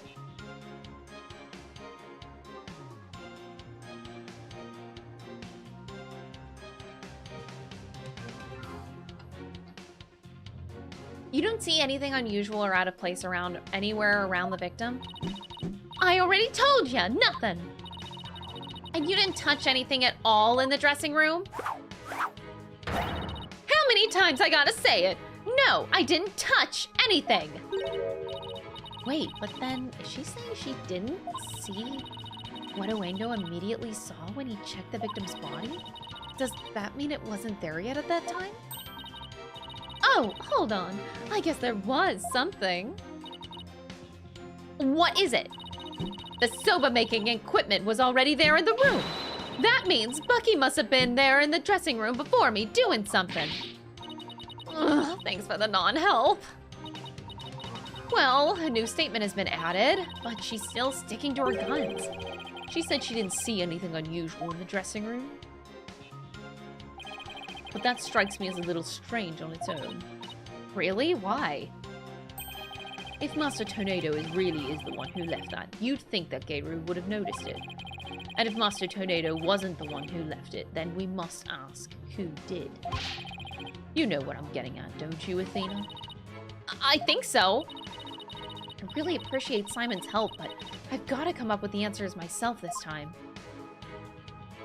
Simon can just play the game for me. I don't care. Oh, we didn't get this bit of testimony.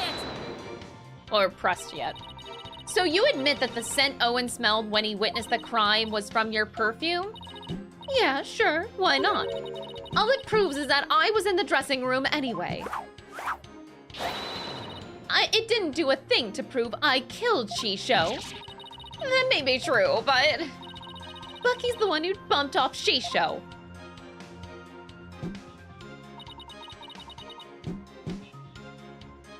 Okay.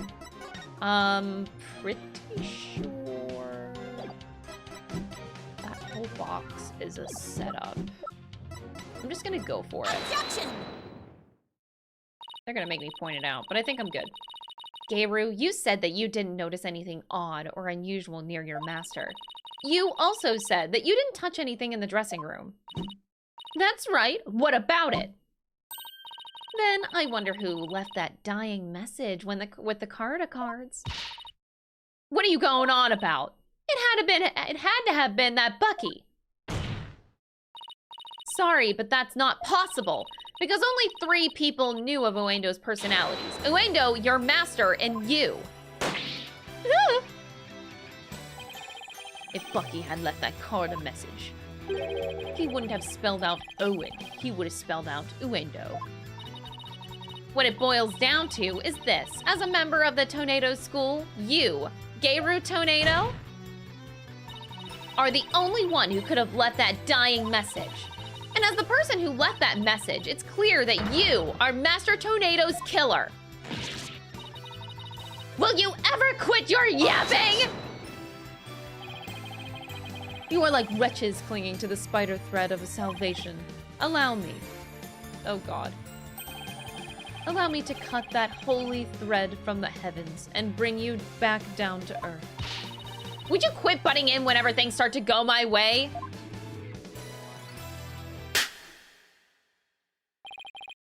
Silence, child. Playtime is over. What did you just say? As the witness stated, she went into the dressing room and soon came back out again. But the victim's note was not the only reason that she left with such haste. There was another reason that compelled Geiru to leave at once. Geiru, would you please relate said reason to the court? There was a reason why Geiru had to leave the dressing room? Well, I didn't want to show you this, but I guess I got no choice. Keep your eyes peeled, 'cause here it comes.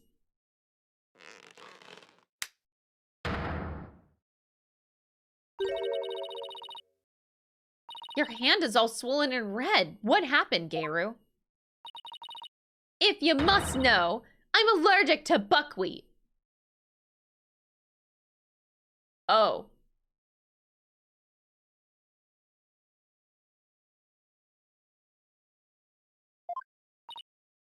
What?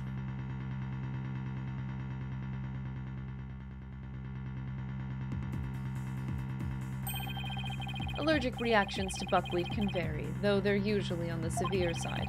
With Taifu Tornado making soba noodles in his dressing room, Geiru was lucky to still be alive, considering all the soba flour that was swirling in the air. Good thing I left pretty quickly. I managed to escape with just a mild reaction. But I touched Shisho as he was being carried away, and look what it did to my poor hands! Simon's in this picture. There must have been soba broth on his clothes or something.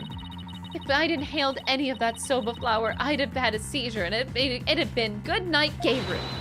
I never could have stayed in that dressing room for very long. A person allergic to buckwheat couldn't be in that room with soba flour in the air, and certainly couldn't use soba dough as a murder weapon either. Oh boy. This isn't good. You knew it would come to this, didn't you? That's why you never mentioned her allergy. As if I would do anything so underhanded. Why do I... The writing feels so weak here. You knew about this all along. I don't believe it. His character just doesn't come across that way to me at all. It just feels like bullshit. Like, you knew. Yeah, I totally knew. Yeah, okay. I was simply trying to protect the privacy of this witness. I'm sick of all these accusations. Why don't I just testify and get it all out in the open, yeah?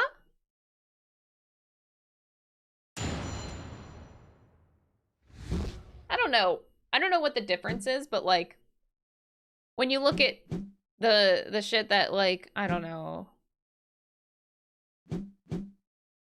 There was like, there's more signs throughout the writing, I guess. Or maybe I just didn't pick up on it. Because, like, when I think of, like, Edgeworth or, like, Godot as prosecutors that would, like, egg you on to so that they would get an outcome that they knew would be coming, it seemed like there was more, like, writing support there. But with Nayuta, it just feels like more bullshit.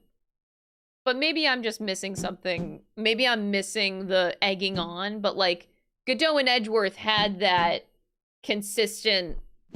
On the prosecution side, it's like they were egging us on, so it had more impact whenever it revealed that they had those moments that, like, oh, well, you guys just ended up doing what we wanted. Okay, thanks. And then Nayuta, it just doesn't feel like there's no egging it up to the point. So it's like, I don't believe him because there's no, like, yeah, there just needs to be more of that, like, throughout the case to make it more believable, because I just don't believe it.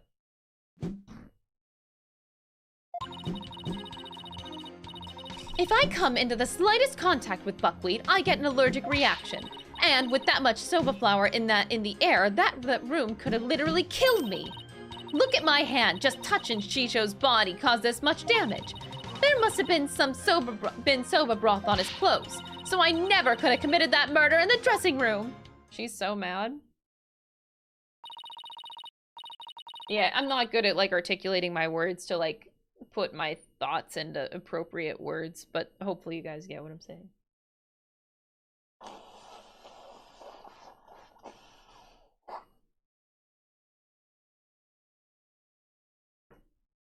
I still can't believe it. Nobody told me she had a soba allergy.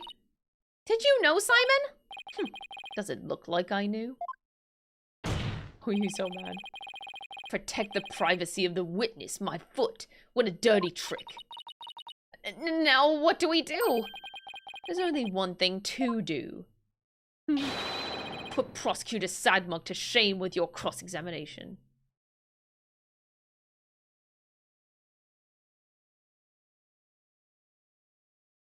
He needs to stop being attractive. Right. No matter how small, I'll find us an opening and break her testimony down.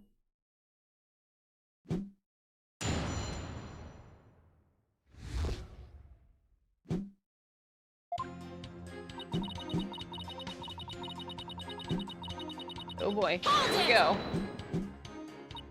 You're not lying about this soba allergy of yours, right?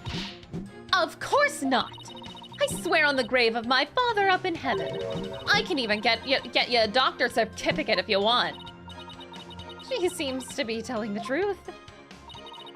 I've had this allergy for as long as I can remember, but I never dreamt in a million years it'd clear me of murder. And you'll come out of this smelling like a delicate buckwheat flower to boot. Well said, Your Honor. Okay.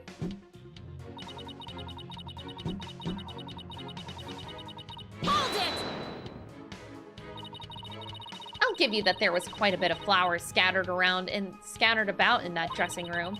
But if you went in to pay your respects to your master regardless, right? Yeah, but like I said, I came right back out. I mean, the soba making tools were right there. You better believe I was careful not to breathe any of it in. But you still could have committed this crime if you'd held your breath while doing it. Don't be ridiculous. I would have suffocated to death before Shisho did. Yeah, I guess you're right. Jeez, get a grip, will ya? Look at my hand. Yeah, I chat, you're definitely looking at that hand. I know. Hold it! Maybe there's a twist here, like you're actually allergic to dogs and not soba. You kidding? Bring my little Jugemu in here. I'll hug and squeeze him like there's no tomorrow. I'm telling ya, I have a genuine, honest-to-goodness soba allergy. Defense, the witness clearly has an authentic allergy to buckwheat. Any further deliberation on the matter would be meaningless, pointless, worthless. You heard the man, lawyer girl. All right, fine. I was just starting to think the same thing myself. Doesn't mean I have to like it, though. I probably got this allergic reaction on my hand here because I touched Shisho. There must have been some soba broth on his clothes. Hold it! Oh boy. I have a question about that, actually. If you're allergic to soba, does that mean that you're allergic to the noodle broth, too? Well, the buckwheat from the noodles can dissolve into the broth, so duh! Touching soba broth can be just as deadly for me. Don't you know anything? Anything? This accent is so weird. Don't you know anything? What an amateur! I'm sorry. Do I look like a doctor to you? Look, anything that has soba in it or anything that has touched soba is like poison to me. So I never could have committed that murder in the dressing room. Hold it! So I just want to cover all my bases, but could the murder have possibly occurred somewhere other than the dressing room? Objection! Oh boy. That is out of the question. By even asking, you show your complete disregard for all we have discussed until now. Yes, I have to agree, the defense can't go around suggesting new premises without basis. Unfortunately for you, Shisho didn't take a single step from his dressing room around the time of the murder. Well, that is unfortunate for everyone. Well, this sucks. Geiru could not have possibly committed this crime in a room where soba was being made.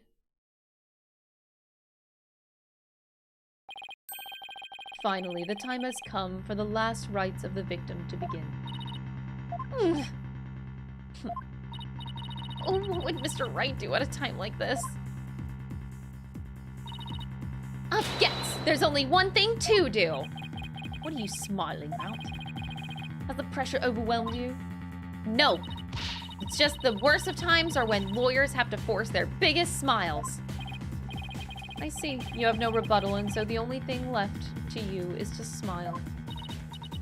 Oh! That's where you're wrong. I do have a rebuttal. I do? Am I bluffing? Turn your thinking around, Athena. Are we finally getting to the dog situation? Don't try to figure out how Geiru, who is allergic to soba, could commit the crime. Figure out how Geiru could be in that room and not have an allergic reaction instead.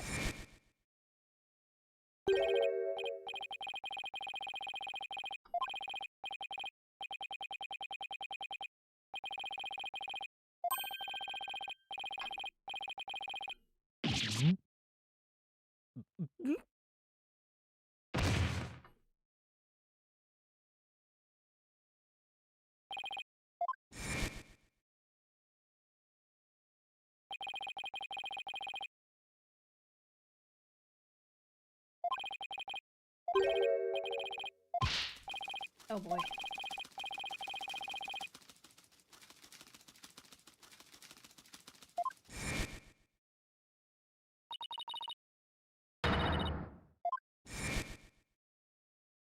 That's like 3 flashbacks in a row. That was a lucky one. What if that certain piece of evidence doesn't mean what we think it means? If that's the case, I might be able to prove that Geiru could have committed this crime. No matter how hard you search your mind, you cannot overturn facts. Well, Miss Sykes, if you have no further objections, I'll hand down my ruling. True, I can't overturn facts, but what if we got our facts about a piece of evidence wrong?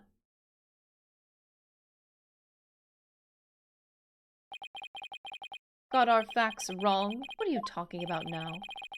Which piece of evidence do you mean, Miss Sykes? Please point it out to the court. Take that! It's Master Tornado's note. The note? Preposterous. What possible connection could there be between the witness's allergy and that note? The answer lies in the true meaning of this note. Its true meaning. This note does not mean I am resting, do not disturb, as we had assumed. What rather, it actually meant this doe is resting, do not disturb it. Wait a minute, Athena, that doesn't make any sense. You're right, it doesn't.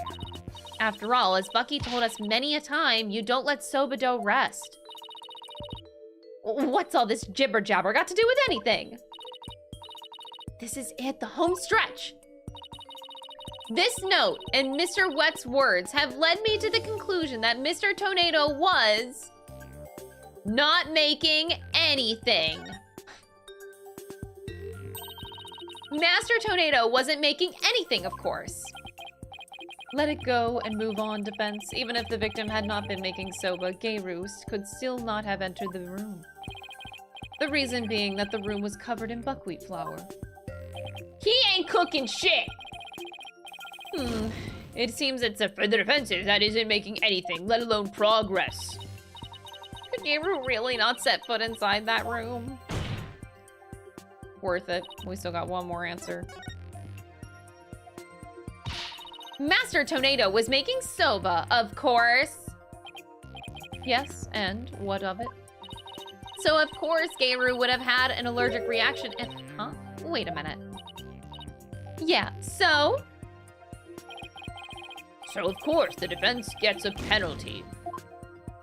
That wasn't as good.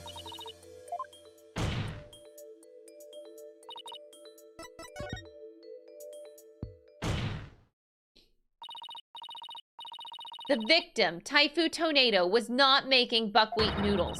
He was making ordinary udon noodles instead. Pelkunka. That layer of flour in the dressing room wasn't soba flour, but plain old wheat flour for udon. So actually, it was totally possible for Geiru to be in that room and kill her master. How is that balloon not popping? Oh, there it goes. What? But if that's true, it changes everything. Your Honor, the defense requests that the flour in the room be tested immediately. But soba noodles were found in the bowl, and Geiru didn't have a reaction on her hand. How do you explain those things? Well... Even were it udon flour instead of soba, you still cannot prove Geiru committed the crime. But... Don't lose your nerve now. Keep charging forward or you'll feel my blade at your back. Oh no! I'm suddenly feeling like I should lose my nerve. Oh no. Oh no. Wow. That's... Dang, that's so threatening. Oh no.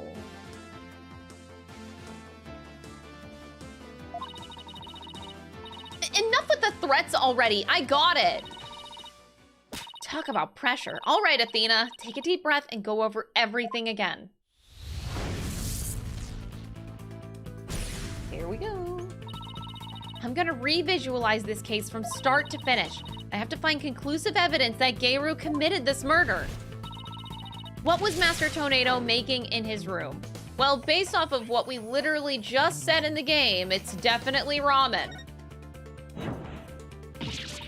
Ramen? Where the heck did that come from? Nobody has said a single word about ramen today.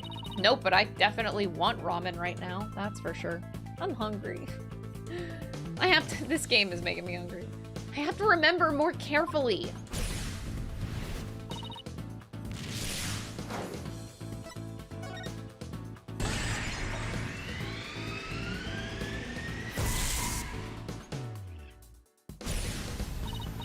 By my logic, Master Tornado must have been making udon noodles in his dressing room, but something at the crime scene indicates otherwise. What was found in the bowl on the table? Ramen.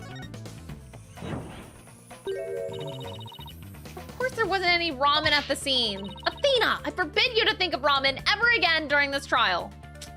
But ramen just sounds so good.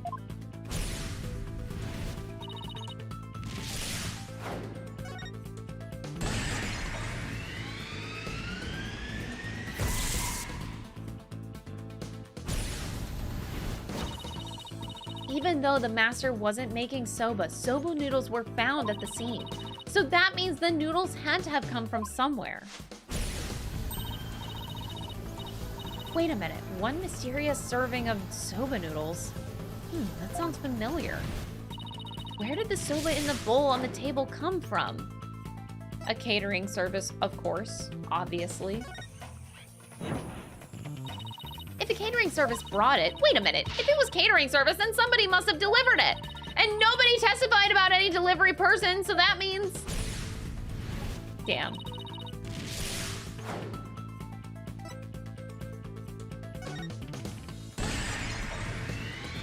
Wait, I should have done the other stupid answer.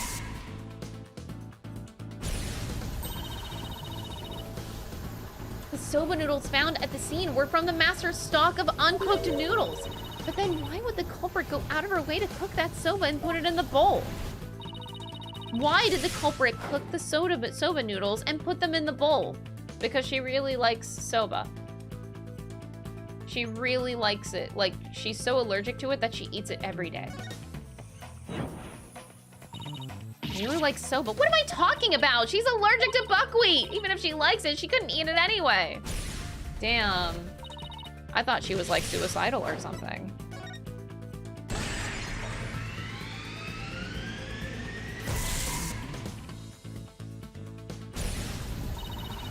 Soba was found at the scene, so that means the culprit must have taken the udon with her to hide it. But why did the culprit take the udon away and hide it? It must have been because she has a grudge against udon. She has a grudge against udon. That's ridiculous. Anyway, a person who hated udon certainly wouldn't take it with them. But really, who's ever heard of holding a grudge against an inanimate object? Dude, there are a lot of people that hold grudges against inanimate objects. Like, I hold a grudge against this beautiful Ambi plushie. It's just so cute that I hate it so much. And guess what? You too can have an Ambi plushie today. Only available for the next 13 days. That's crazy, y'all. Okay.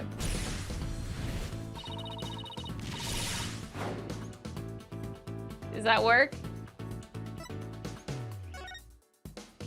Does that work for you? Do you want to buy an Ambi plushie now? No, that's not it. Keiru was allergic to soba. She couldn't have even handle soba dough, so let alone kill somebody with it. Phew, poor soba dough. I almost falsely accused it of killing someone. She's concerned about falsely... Okay, Athena.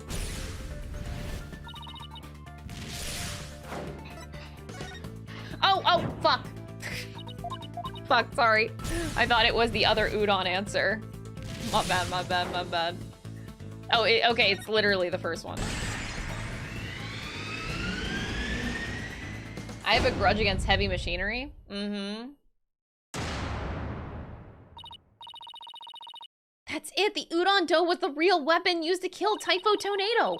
And the reason why no weapon was found is because Keiru got rid of the dough somehow.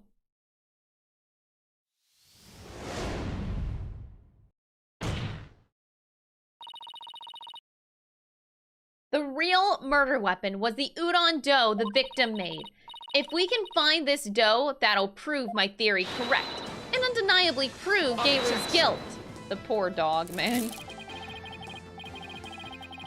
Could you imagine making your dog eat a murder weapon?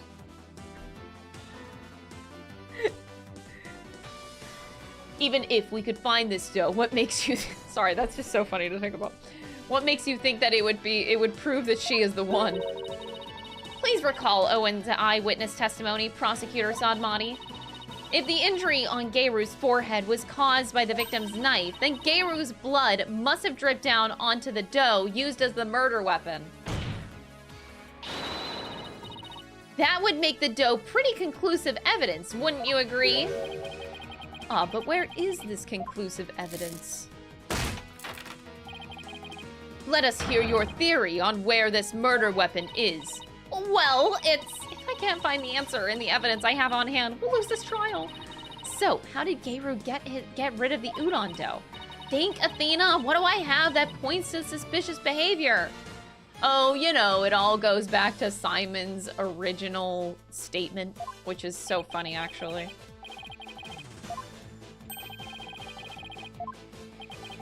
Nice bonking you did there. I assume you have to bite the bite to back it up. Wait. He knows, right? Because he's the one that said it. Stop distracting me! Especially not right now! This piece of evidence can point us to the location of the... Bro, it's your own statement. Take that! Keiru. Huh? What is it? I'm just an innocent girl. I don't know anything about murder. Stuff that cute act in your balloon hat. Keiru got rid of the dough she used to kill Master Tornado in a bold and daring way. She did it right in front of Prosecutor Blackwill's nose by feeding it to her dog. And he's laughing. And he's laughing. Of course, now it all makes sense. I was puzzled as to why Keiru should know her own dog's eating habits. Would feed Yugemu more than he could possibly finish. Your Honor, please order an investigation of the yard right now. And what should the police at the theater be looking for exactly? Yugemu must have buried his leftover dumplings somewhere around his doghouse. Dumplings that Keiru made out of the udon dough with her blood. That's disgusting. This is preposterous. I want to thank you, Simon. If you hadn't kept me going, I might have given up along the way. What are you blathering on about? You still have work to do. Stop complimenting me, you asshole. Now, by your hand, finish this wretched case off, Athena. You got it. Gayru, do you remember what you said would happen when the truth is finally revealed? When the truth's... Okay, oh, wait, okay. This just happened. Well, now that the truth is out, it looks to me like... it's your balloon that goes pop.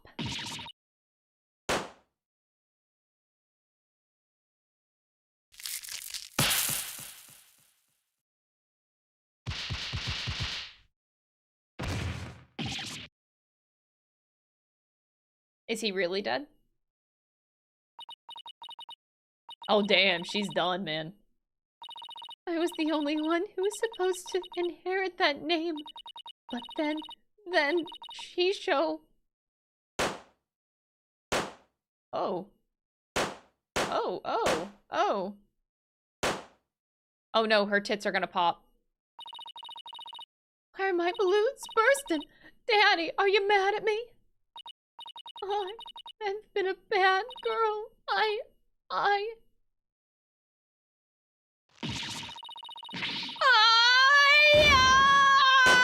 Oh my god, yes, the tits were balloons all along. I knew it. Knew it. Balloon boobs. Oh, god damn!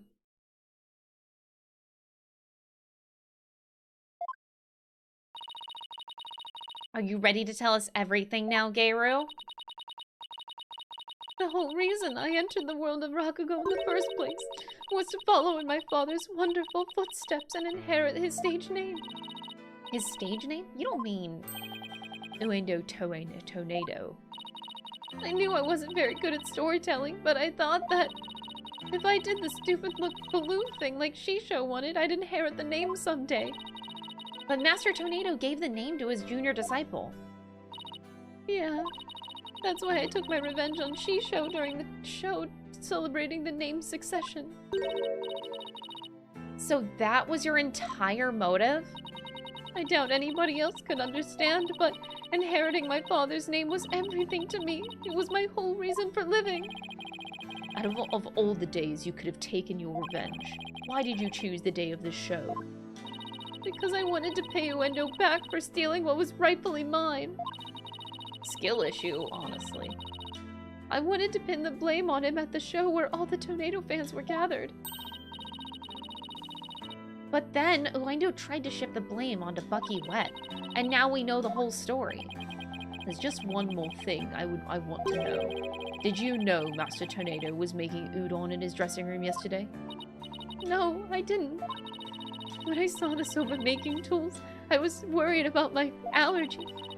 But it was my only chance to get my revenge on the two of them, so I went ahead and did it. So it was premeditated crime, but in the end, you only went through with it on impulse. Then the allergic reaction on your hand. Is it from touching the soba in the refrigerator with your bare hands? When you were tampering with the crime scene after your master's death? Yeah, by that time I wasn't clear-headed enough to worry about my allergy. Gayru, how could you do all of this, you idiot? Gayru, I get your desire to inherit your father's name. But what you really should have inherited from him wasn't his name, but his heart. His heart.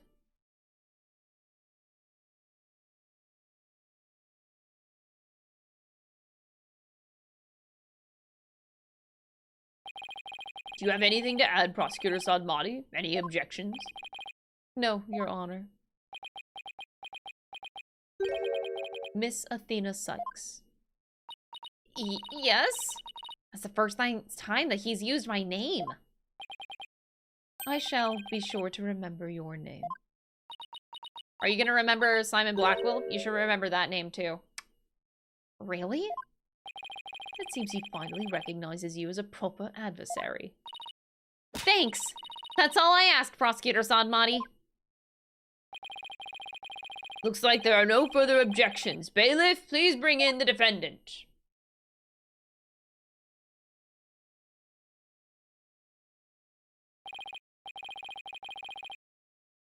Ah, good. It seems you have made a full recovery. Now then, this court finds the defendant, chat, not guilty! Woo! Yay! Oh, Simon, hello.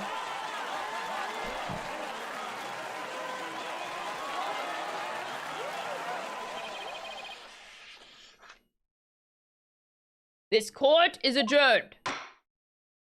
Yay! That was so fun.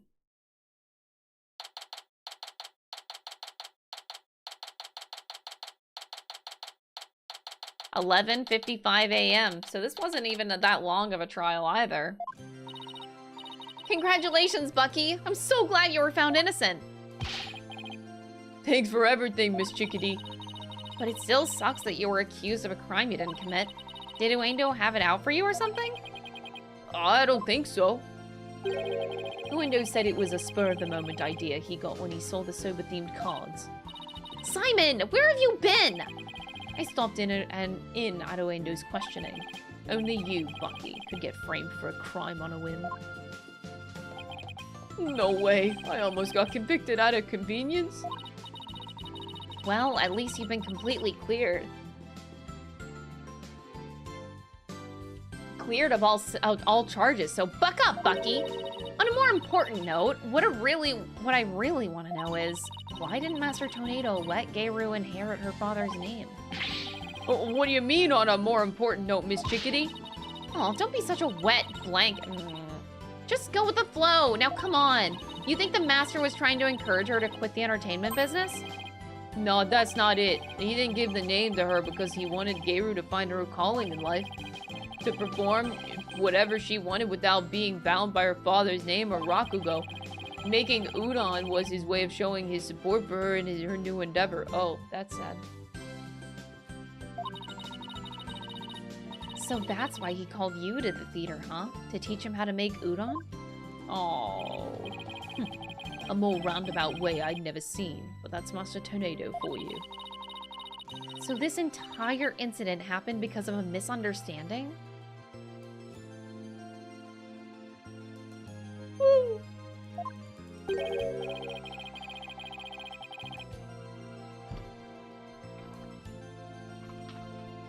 Hold on.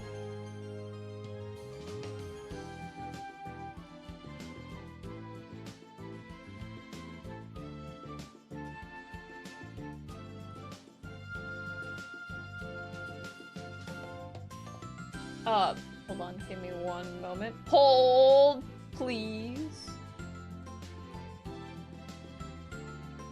Okay, sorry, I had to check something. Okay, we're good. Gayru wasn't the only person Master Tornado was trying to cheer on. Even though the person in question still seems unaware of the Master's intentions. What, you talking about me?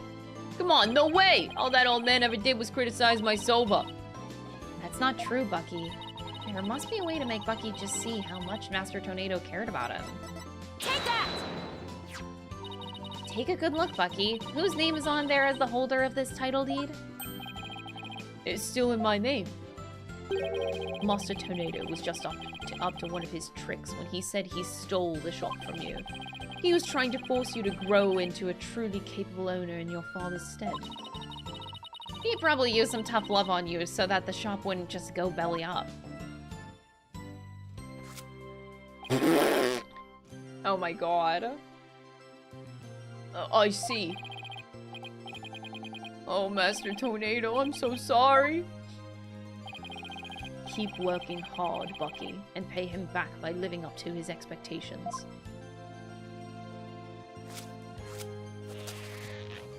The fucking hair. Thanks, Simey. And you too, Miss Chickadee. One day my soba's gonna be so good it'll knock that old man's socks clean off. After all, I'm the 4th generation owner of Wet Soba. Wet Noodle number 4. Well, I'd better be getting back to my shop. I gotta get ready for the lunch rush. Hold on. Can I place an order for delivery, Bucky? Yes, Miss Chickadee. Could you deliver a bowl of udon to Geiru on behalf of her master? Oh boy. You got it. I'll make sure it's got all the TLC Master Tornado would have packed in it too. Thank you. We'll see you. Be sure to drop by the shop sometime.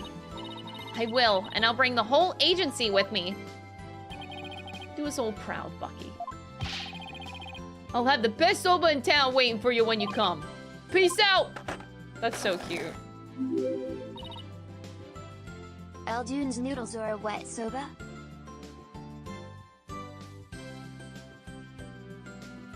Don't know. Thank you for the 2 months. How about probably Eldune's noodles? The saltiness that kills you. I'll take that. It's nice to see somebody giving it their all, isn't it? I wonder if I leveled up any thanks to thanks to this case. Don't kid yourself. The trial would have been a spectacle and a half had I not been by your side. This trial would have been not nearly as fun without you. This trial would have just straight up sucked, actually. The Simon carrying. How does this man carry a whole game on his back and make it decent? And now he just carries this whole case on his back. Like, you don't know that. For a lawyer who's versed in psychology, you're too full of weak points. You need to learn to analyze yourself more objectively. Or you could just teach me your famous mind tricks, Simon. No. No. Way to shut someone down, and why not?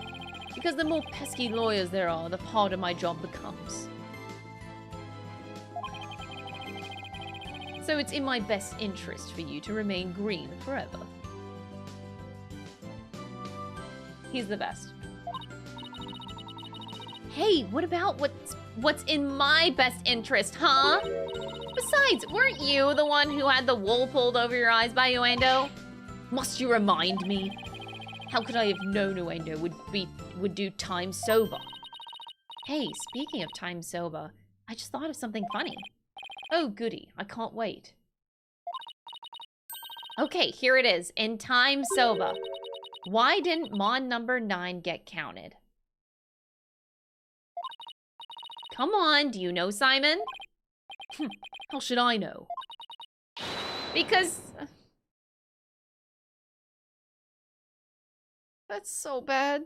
Thank you, thank you. I'll be here all week. Raffle-a-mow. That I should have known. Come on, let's go get soba or something and go home. Oh, oh. Let's go get soba together. He's gonna treat me to soba, right? You're gonna treat, right? Your treat? I'll treat you to 50% of the tab, and don't forget, you still owe me for that manju. Oh. Damn, bro. Really, Simon? It wouldn't hurt for you to pay for me every once in a while, you know? Quit skulking and start walking, Athena. They have the best relationship. Aside from Phoenix and Edgeworth, this is definitely the second best relationship in the franchise. Well, I should say in these two trilogies. I don't think that definitely does not account for Great Ace Attorney Chronicles. I may still have a ways to go as a lawyer, but just like Mr. Wright, Apollo, and Simon before me, I'm going to get there someday. After all, I've inherited their passion for our courts and the law. Je peux le faire. I can do this.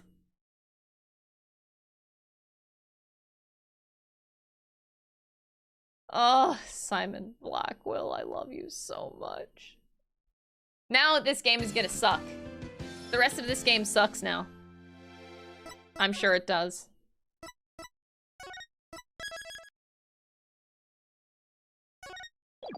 Alright, episode 5. Give me, like, a minute here to, I'll give you, like, music. I just need to pee real quick, and then we'll go to case 5. Okay.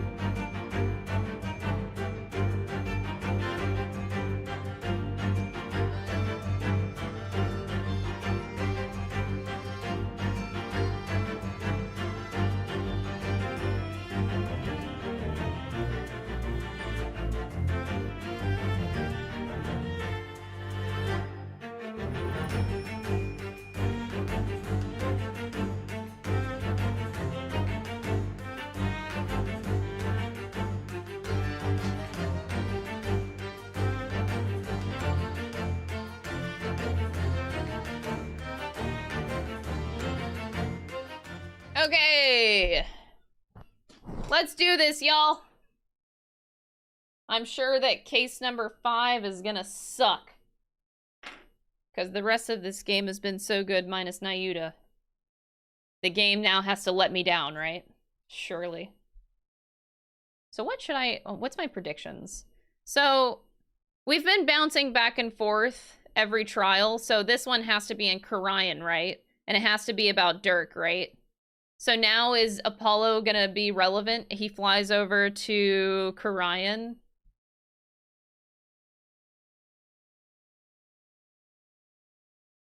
Maybe. I think case 5 has to be Apollo relevancy. If it's not, we're fucked. We're fucked, dude. Apollo has to be relevant now. It's gotta be Apollo Durk situation in Kura'in. Us versus... It's Viva La Revolution. This is the Viva La Revolution case. I don't know how that works. Oh, it actually is called Turnabout Revolution!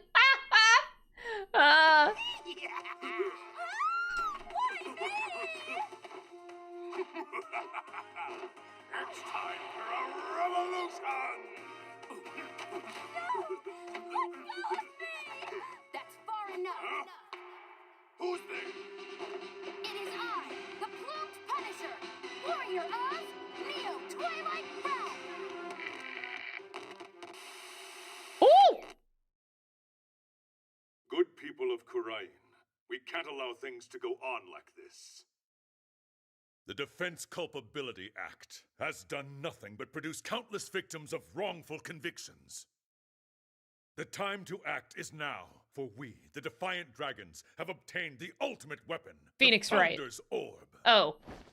And to the Garenian regime, make no mistake about it, I will personally dethrone you. He's hot. A Durk is dragon hot. never yields, nor will he rest until his revolution is complete. Why does he have to wear like a vampire cape though? Kind of a turnoff. Wait, this is back in LA. Wait. We're not in Kura'in? Hold on, it's really cold in here.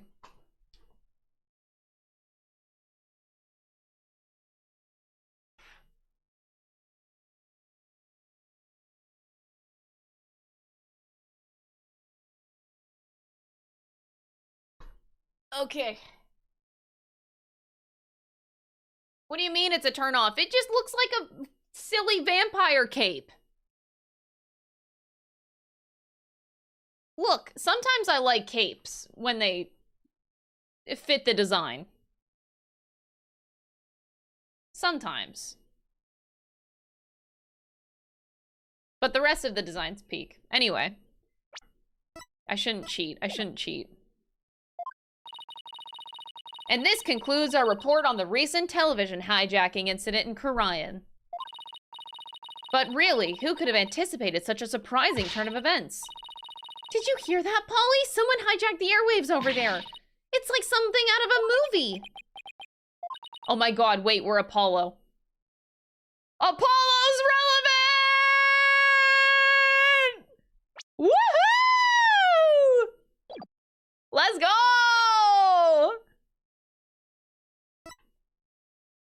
Trucy Wright, Athena Sykes, Phoenix Wright. This guy. Yeah. Durk, what are you up to this time? What are you up to this time, he said. Oh. Wait a second. Do you know the TV hijacker or something, Apollo? You could say that. But it was a long time ago. And why do you know someone like that? I mean, they're calling him an insurgent. Yeah, about that.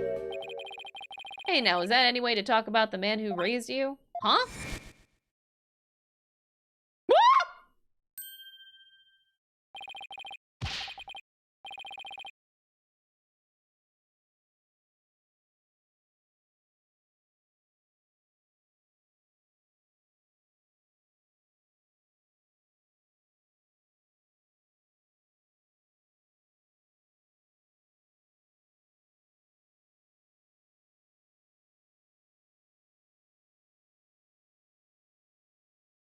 We're in LA?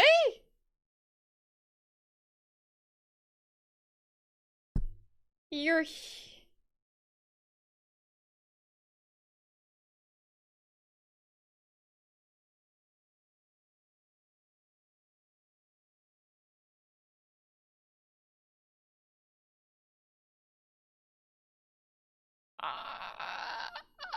I thought he was in the other country. What's going on? Hey there, Apollo. Long time no see. How you been, son? It's that guy that was on TV! Guilty as charged. Surprised to see me, Apollo? I just beamed in from Kura'in and boy, are my arms tired. You have one arm. Your other arm, I don't know what's up with it. This can't be happening! I must be dreaming, or hallucinating, or both. No, you're not, Apollo. It's that TV hijacker slash insurgent. It's in the flesh. He's got, like, music, too.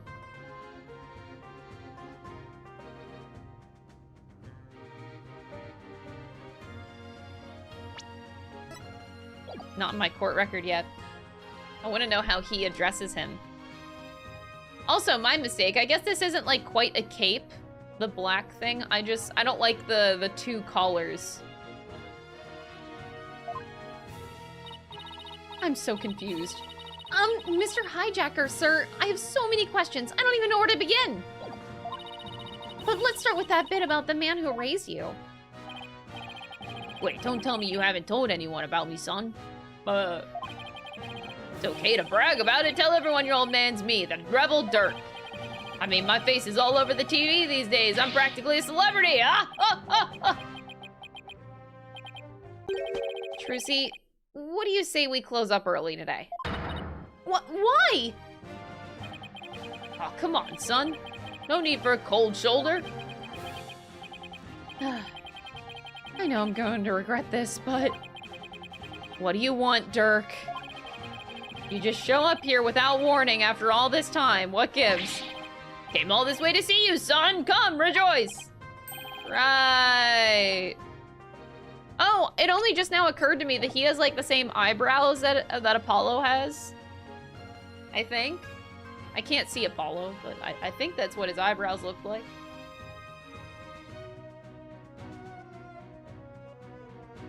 What is happening? That's a great question! Right, why don't you tell me the real reason you're here? Well, okay, so maybe there's a little something I need your help with too, but the fact is I came here to see you. That's the honest truth.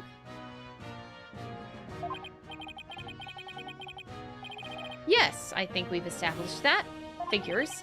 I haven't seen him in 10+ years, and he's already asking for a favor. This doesn't seem like the best of relationships. He really is a rebel in the purest sense. He just does whatever he pleases. Come on, Polly, I need details. Inquiring minds want to know. Okay, hold your horses. First, I've got a few questions of my own. Have you seen my badge? What's that? It's my attorney's badge. I can relate, I used to want to show mine off too. What? Don't ever show it to anyone in Kura'in. They'll run you right out of town the moment they find out that you're a lawyer. I wonder how it went for Mr. Wright. Knowing him, he probably flashed his left and right.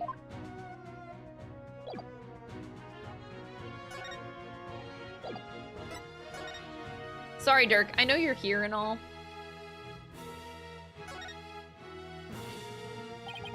This is one seriously cluttered office. I mean, do you really need a piano here? Well, it has some sentimental value for Daddy, you see.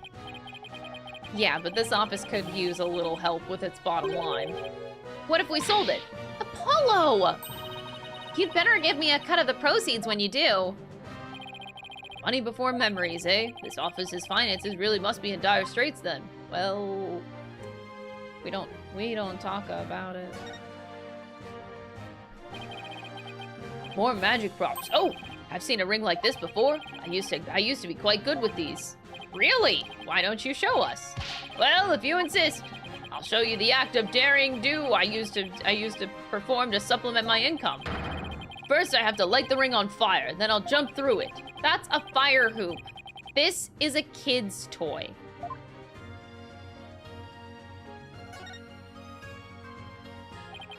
This is one of those contraptions for cutting people into pieces. How did you know that, Mr. Durk? Well, it just so happens I've been one of these myself. Really? You have? Yes, once when I was being held prisoner by Minister Inga's secret police. They tried to torture me into revealing one of my compatriots' hideouts. That's a torture device. This is a magic prop, Durk. Man, I barely escaped that thing alive. What the fuck? Well, you have my respect as a magician for your death-defying spirit. Yeah, we'll call it that. Yeah.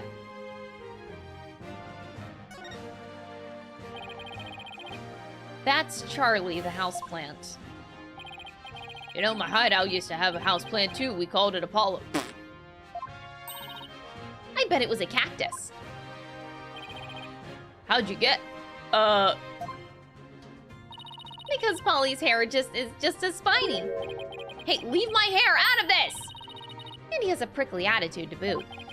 He better quit while I'm ahead. Damn. What's with this bright red jacket? Who would wear such a garish thing? Wow. Maybe one of our clients forgot it here. Well, I'd love to get a look at the man who dare wear something like this. Me too.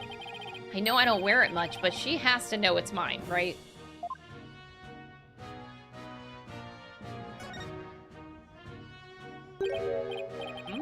Why, this is Apollo's journal. Huh? What's it doing at the office? It's magic. Let's see what he wrote. No, don't. Huh? There's nothing in here. What? This calls for a special spell. Presto Diario! Oh, there's the writing appearing right before my very eyes.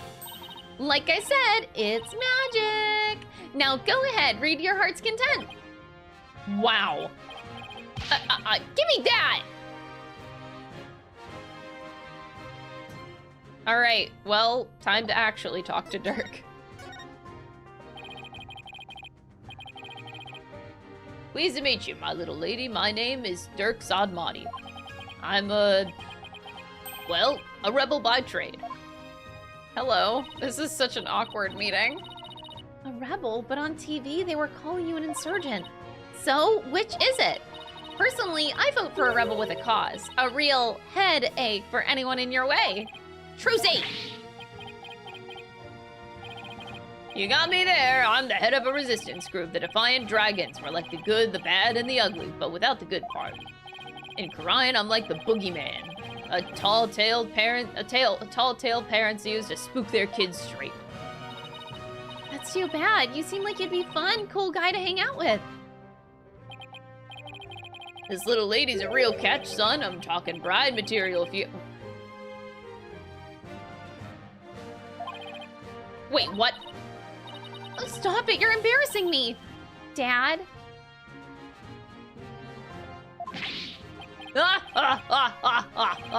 She's a plucky one, all right.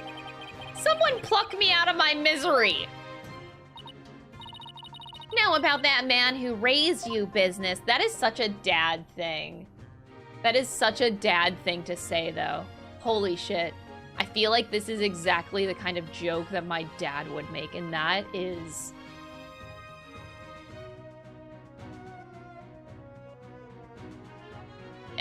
he truly is a dad. He truly is a dad. What did Mr. Durk mean when he said that he's the man who raised you, Apollo? The truth is, I grew up in the kingdom of Kura'in. Did I never mention that? No, it's been 2 games of Apollo irrelevancy. Damn, it'd be nice to actually get to know you a bit. It's a crazy concept. Oh, so you grew up at Kura'in? Wait, are you saying... You're not from around here, Polly. No, it's just I was raised in Kura'in when I was really little. Still, that's a shocker. It's like I hardly know anything about you. Yeah.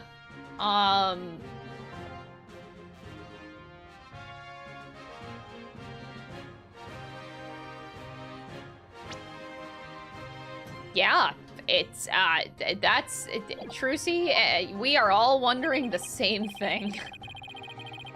Apollo, you really haven't said a word about your past, have you? What, that I was raised by a wanted criminal? It's like a bad joke.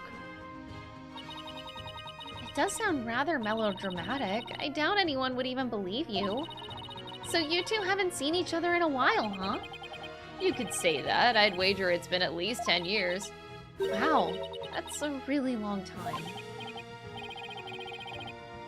Yeah, well, I figured he'd forgotten about me. Not a chance. It's just, well, starting a revolution takes time, and keeping it going even more so. And being a wanted man, I just couldn't just hop on a plane to come say hello. I get it. It's fine. Though, truth be told, it's weird having Durk suddenly show up acting all paternal. I'd even almost forgotten about Kura'in. No, that's not true.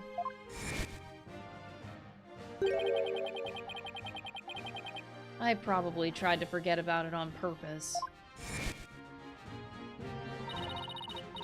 Now then, Mr. Durk, what is it that we can help you with? Oh boy.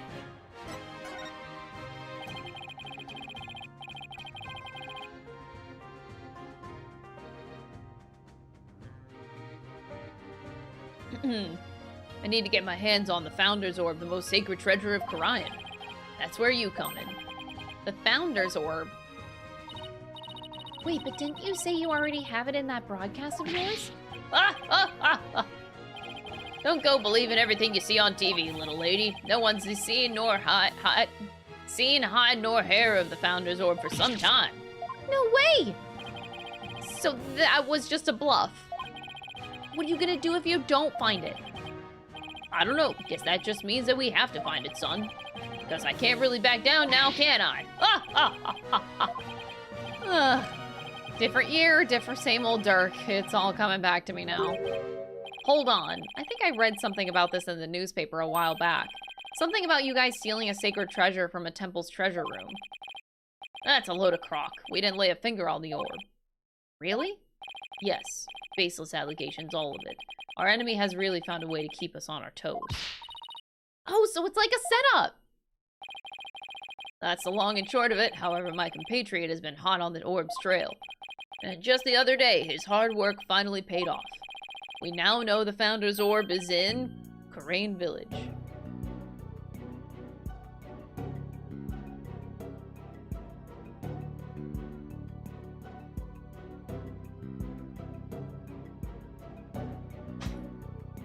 Oh boy! Kura'in Village. Yeah, I hear there are spirit mediums there. They even have direct relations with Kura'in. Spirit mediums, you don't say? Right. Some doctor of archaeology there supposedly has the orb. Doctor of archaeology. His name is Archie Buff.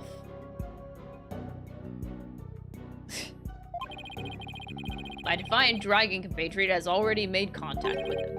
Apparently someone asked the doctor to study the orb. So whoever asked him to do it is the real thief? Most likely. And you think this guy will just hand the orb over to you? My compatriot, Dat, says Dr. Buff has already promised to do so. Seems he already he knew it had been stolen and wanted to do the right thing. Dats, I remember running around with him whenever I was a kid. Aw, that's cute. So he's here too, huh?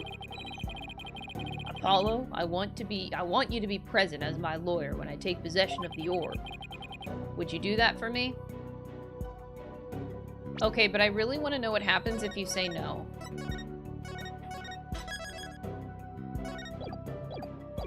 No. I haven't seen you in years, and you waltz in here asking for a favor? You have a lot of nerve, you know. Of course we'll help, right, Apollo? Wait, Trucy. Oh, come Come on! It's not like you have any work anyway. Besides, we're talking about rebels and legendary treasures here. It'll be fun. Ugh. Why is she always into the things I'm not?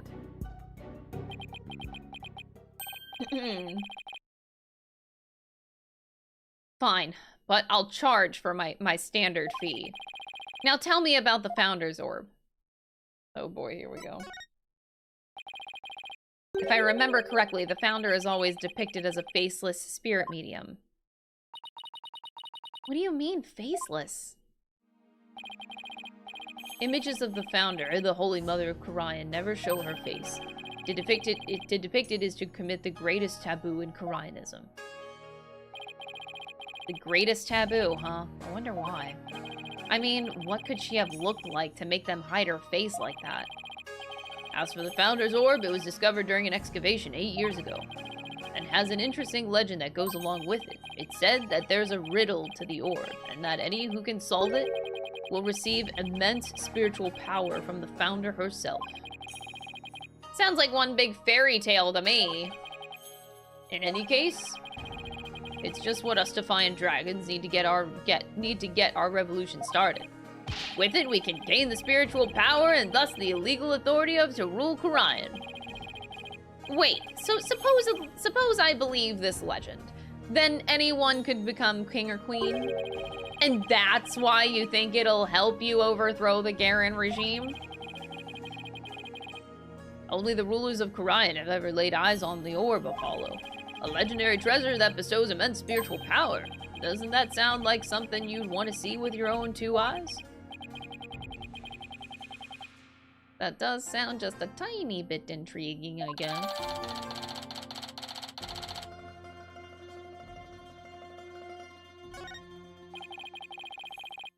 That should just be about cover everything. Any other questions? Not right now. Ah, I almost forgot. I brought you a present. Eat up, son. Whoa! Damn. Okay. Can't go wrong with giving someone food as a gift. I'll take that. Sushi? Figured you probably couldn't afford 3 square meals a day, so... Yay! I was just thinking it was time for lunch. Yeah, me too. Where's mine? You dig in too, little lady. After all, we're practically family here, right? Thanks, Dad. Oh, that tuna looks so good. This salmon sushi's got my name on it. Aren't you hungry, son? This is some of the best sushi you'll ever have. I'm good.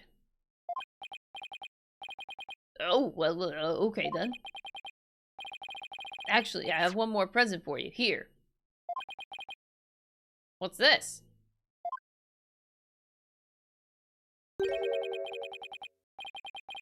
Whoa! Real daddy? Real daddy? Ain't no way Apollo's actually fucking relevant. Ain't no way.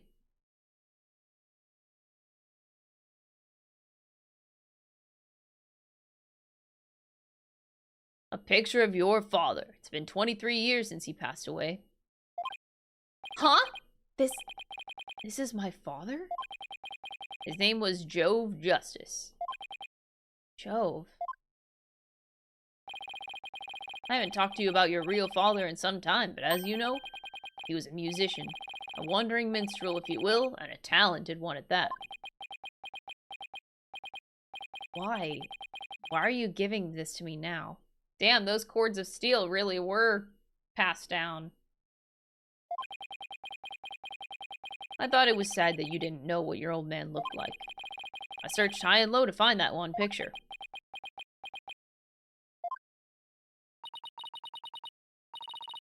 What's wrong, Apollo? Don't you want it? I don't know. I mean, it's not like I ever met the guy. Well, I went through all the trouble of finding it, so go on and take it. And don't ever let it go, you hear?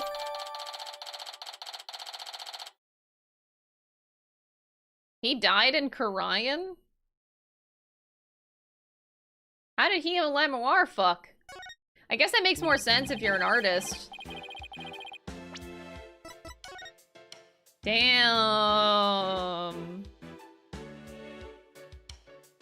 Damn, though. The gloves, they be looking clean.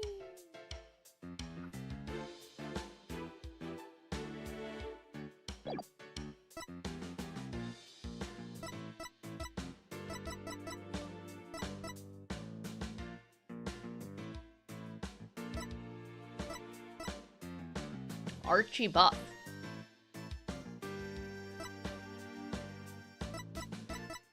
That's a Rebel is older than Durk by a year. How? Really? That's wild. Never would have thought that. Well, now that our bellies are full, what do you say we hit the road? 1 second. Hey, Trucy, any idea where Athena is? She left early this morning to pick up Daddy from the airport. Phoenix Wright came home from Kura'in? Did he leave because of the shit that went on? Oh, I almost forgot. Mr. Wright is coming back today. Yeah, but I wonder why he cut his trip short like that. Well... Anyway, shouldn't they have been back by now? Knowing Athena, she probably got lost. Well, there's no point sitting around here and waiting. Let's get going. I can't wait to see that super mysterious treasure. To Kura'in Village, then. And Founder's Orb awaits. Does that mean we're gonna see Pearly? They say the Holy Mother will return when the riddle of the orb is solved, and she will bestow great spiritual powers upon whoever accomplishes that feat. I wonder if I could channel spirits if I could channel spirits if I had such power. Brings back memories. He was a fine young man, so cheerful and fun to be around. His big booming singing voice would captivate everyone in the tavern. But looks-wise, he was like a grown-up version of you. That still doesn't give me a sense of what my real father was like. Alright, looks like we're going to Kura'in Village. I hope we see Pearl. Oh no, the birds. Man, it's been a while since we've been here. So this is Kura'in, the mystical village of spirit channeling. And where ancient traditions come alive. Looks like a really peaceful place. Ah, I love the air here. Nothing beats the mountains, huh, Apollo? Come to think of it.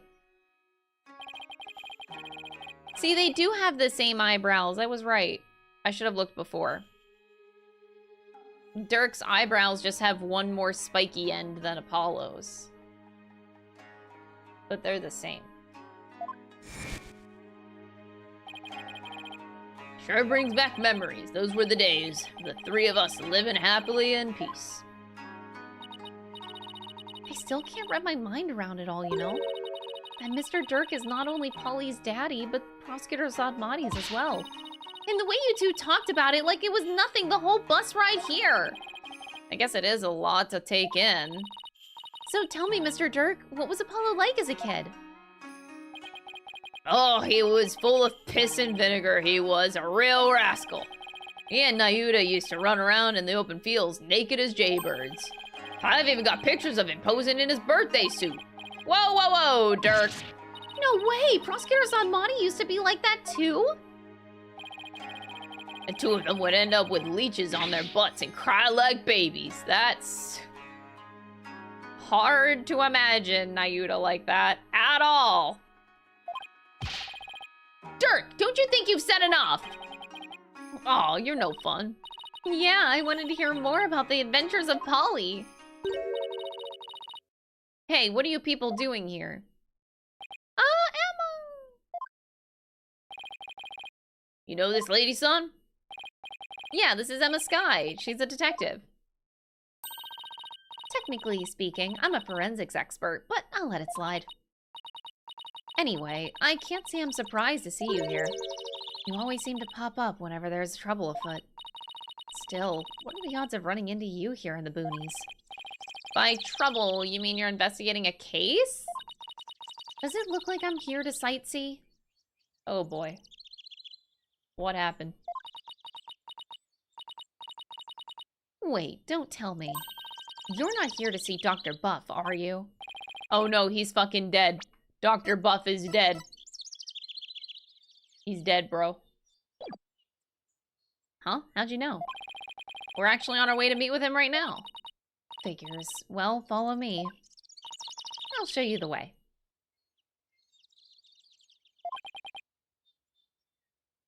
Really? Don't look a gift horse in the mouth, son. Just follow the nice lady. But I want to look around first. It's been a while since we've been here. There's a big boulder towering in the sky over there. According to the sign, it's called the Kura'in boulder. It also says that a spirit dwells within it. A rock with a spirit in it? It's called animism, the belief that spirits dwell within inanimate objects. They're probably enshrined this boulder as a sacred object. Their tradition of worshipping such objects is similar to our tradition in Kura'in. Interesting. Who knew Durk could make sense every once in a while? Damn, Apollo really don't like him. Seeing those mountains really takes me back. I remember when we used to live high in the mountains to escape from the government. So you don't live there anymore? Nope, I needed a more convenient place to lead the revolution from. But that old mountain hut is still there. Man, I miss that hut. What are you getting homesick, Apollo? You can come on back to Kura'in anytime, you know? No, I'm fine. Besides, I've got a lot on my plate here.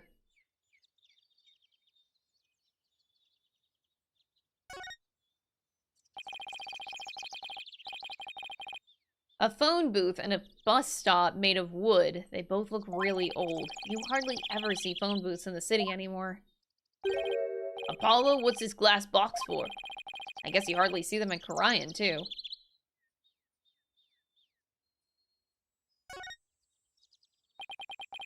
A thatched roof. First time I've seen one in real life.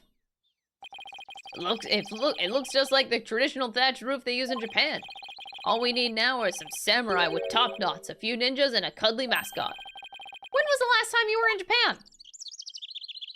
I'm going in 1 month! I'm so excited! 1 month, going to Japan.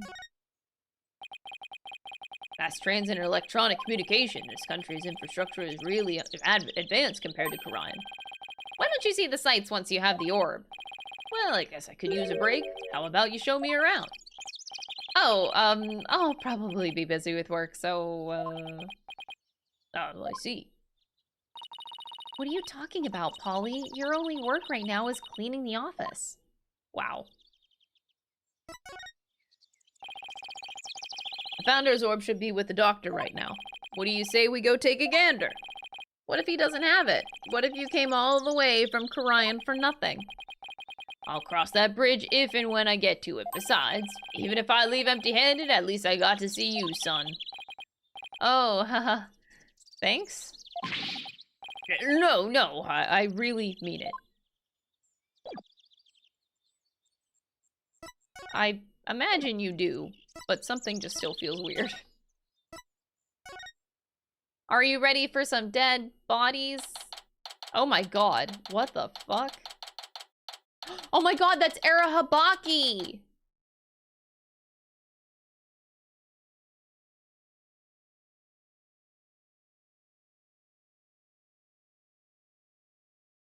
The motherfucker that reflects physical!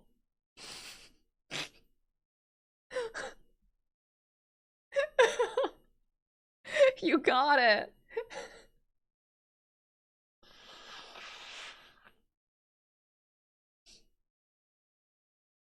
Yep, it is the motherfucker that reflects physical. Damn. SMT teaches me so much. Oh, there is a dead body! He was buried under books and there's blood. Oh, there actually is a dead body. I didn't even see that. Man, I love dead bodies. So, this is Mr. Dr. Buff's study. Wow, look at all those books! The shelves go from floor to ceiling! It's like a library in here! Yes, and lots of artifacts too, a true archaeologist's paradise. Look, son, there are so many relics, they're spilling onto the floor. What a delightfully amusing room.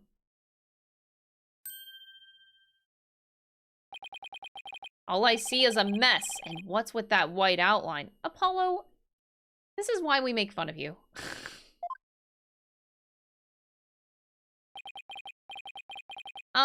Emma, where's the doctor? Well, the thing is, he died last night. Wait, what? It seems an avalanche of books knocked him off his bookshelf ladder.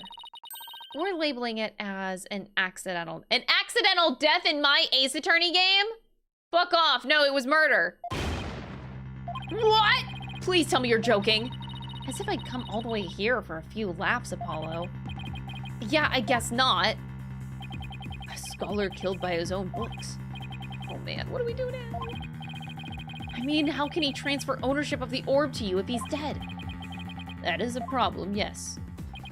Emma, can you please tell us exactly what happened? In a moment, because I have to pee. Just stare at Emma's beautiful face with really intense music.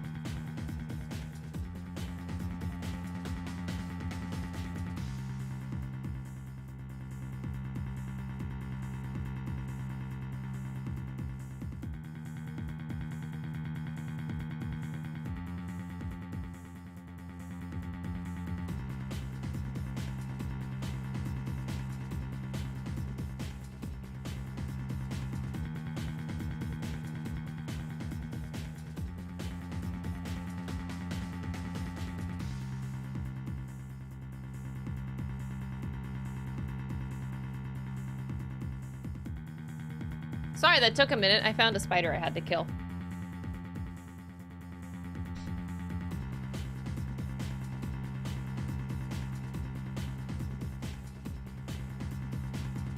Alrighty. Don't worry, it's dead now. Alright, Emma, lay it to me. Actually, can I examine first? Actually, do you want to see my badge? Your attorney's badge? Huh? What, that normally gets a better reaction from you. I'm tired of collecting your fingerprints. It's kind of lost its luster. Yeah, but who knows? There could be other people's prints on it. Oh, that's true. Hand it over, buddy. Wow. The only prints I found were yours. Ugh, it's all dusty now. Scientifically speaking, ancient relics are highly fascinating. Why is that? Because of all the tests I can run, CT scans, electron microscopy, chemical analysis, the list goes on and on. If you ever do find one, you better bring it to me straight away. Can I get on getting it back intact? Can I count on getting it back intact? We'll see. Scientific advances don't come without sacrifices, you know. I know someone who won't be seeing the orb anytime soon. Have you seen my dad? You sure like to shove things in people's faces, don't you? What about you? You're always dusting around for prints. That's my job. Well, it's not like I'm presenting evidence for the fun of it either. Really? Because it sure seems like you enjoy it, Apollo. Right back at you, Emma. Oh. What do you think you're doing? You can't just poke around without my permission. Oh. Guess I should ask her what's going on first. Damn it. So the doctor died in an accident? I received a call this morning saying Dr. Buff had been found dead under a pile of books. This morning? Talk about bad timing. You mentioned that he had fallen off a ladder. Right. We believe he fell from the top of that big ladder.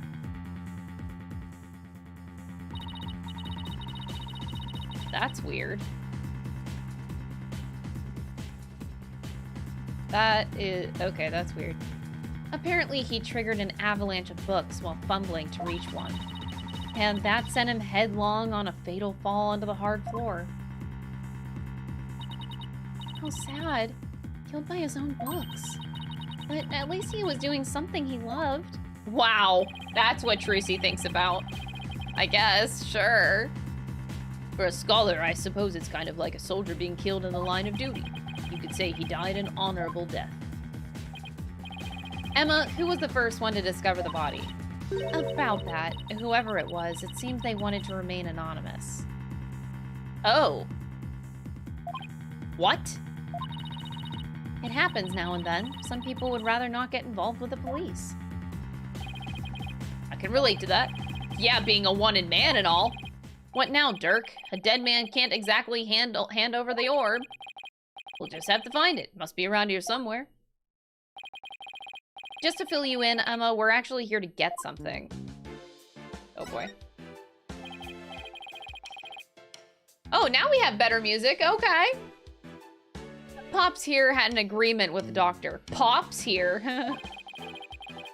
The doctor was supposed to hand over a sacred relic known as the Founder's Orb.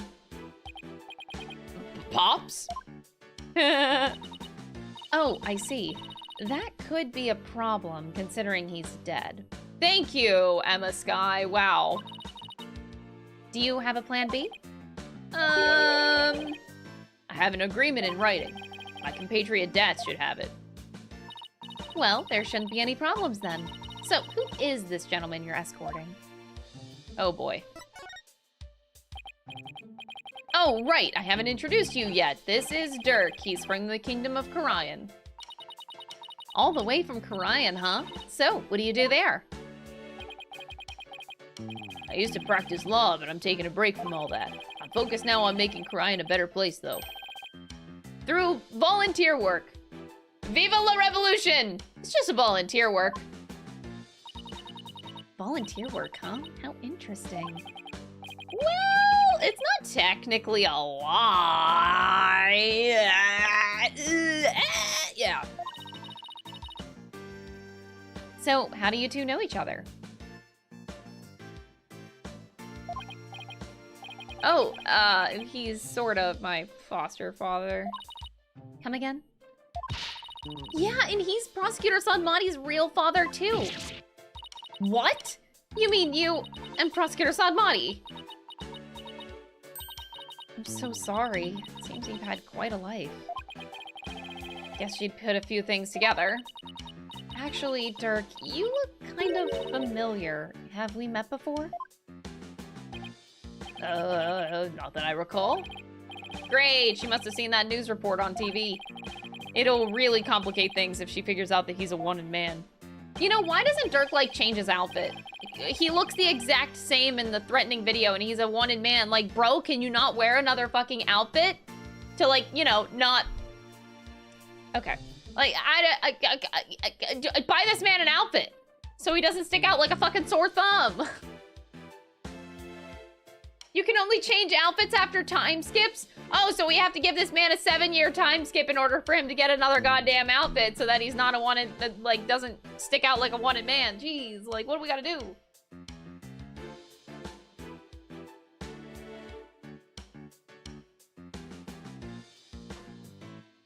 I want blanket because I am cold. Oh, the drip is necessary? The Black Yeah, Demon I'm sure. 1996 tipped £5. You know, if you tie your hair in a bun, you'd make a good Emma cosplay. I'll think about it. But what if I want to do, like... Okay, but I'll raise you this. I would rather cosplay a femme version of Simon Blackwell. Just saying. I would really like to do that instead, actually. Thank you for the €5 donation, Black Demon. I appreciate it. Why cosplay Emma or like Alana Sky when I can just cosplay Simon Blackwell? Or like Godot? That's it, just those two prosecutors. I already did Edgeworth, he's done. I don't know, man. I just like femme version. Like, they have really nice suits, and that appeals to me. And I really like, I think women in suits are way hotter, so like, why not just make a femme version? Suits are hot, yeah. On men and women. So it's like, easy femme version, just saying. There are lots of guys like him, sure. Sure, you're not mistaking him for someone else. Are there? Really? I mean, middle-aged man with long hair and an eye patch? You don't see that every day. Oh, well, I'm sure you're just imagining things. So, what does that sacred relic you're searching for look like? I mean, there's a lot of stuff in here that's old and relic-y. Indeed. Unfortunately, I have no idea what it actually looks like. So then, how are we supposed to find it? That I do not know either. We'll just have to go through each candidate one by one. Great plan of attack there, Durk. Well, Emma, do you mind if we give this room a once-over? I guess not. But in exchange, you're gonna help me with my investigation. Sure, it can't hurt. I am not cosplaying any Gavin brother. I would never cosplay anyone named David. Ever. Or even related to a David.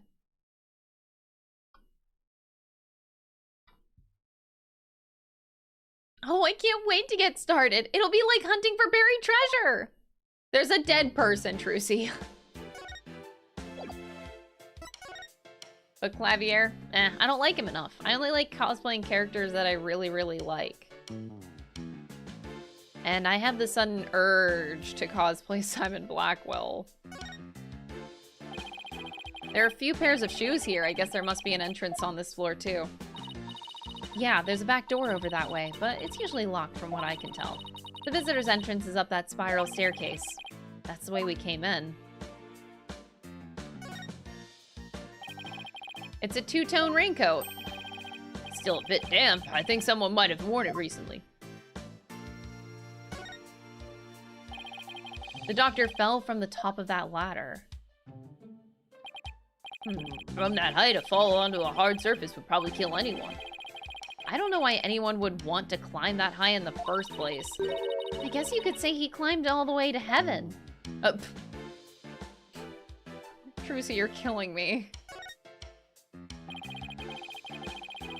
There's a pair of glasses on this little pyramid here. They belong to the doctor. Scientifically speaking, they appear to be your ordinary run-of-the-mill glasses. I guess they don't pique your interest, scientifically speaking. Scientifically speaking. Whoop! Why are we turning on the computer? This PC is password protected. Trucy, you think your magic can do something about this? I don't think it can override a password. Now, a locked desk, that I could get into. Like yours back at the office, Polly. Yikes, I better watch what I put in there. What? Do you put weird stuff in your desk? Stuff you don't want anyone else to see? Geez, are you a mind reader too? No, but unlocking your thoughts is a cinch. That's true enough. Is this a bird? Looks like an airplane to me. No, there couldn't have been any planes back when this was made. But when it has wings and both horizontal and vertical stabilizers, that makes it an airplane. No, it's definitely a bird. Open your eyes, son. As a lawyer, your job is to see the true nature of things. I still say it's a bird.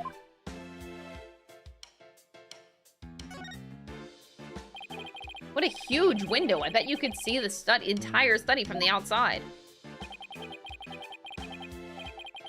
How could he concentrate in here? I'd feel so exposed.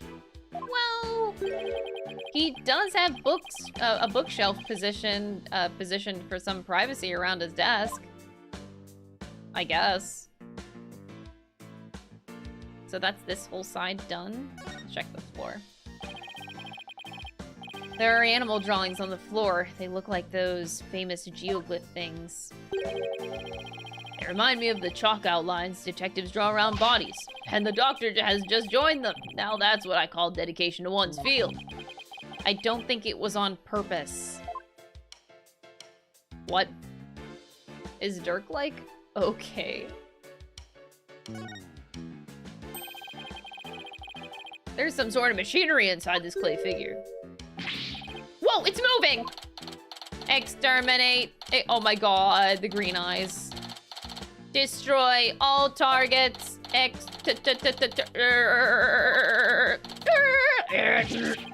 Boom. Do I even want to know what this thing is for? It's Arahabaki, the motherfucker that reflects physical. Duh. Oh my god. That's... The gravy-stained picture. No, he has it in his office. Oh no.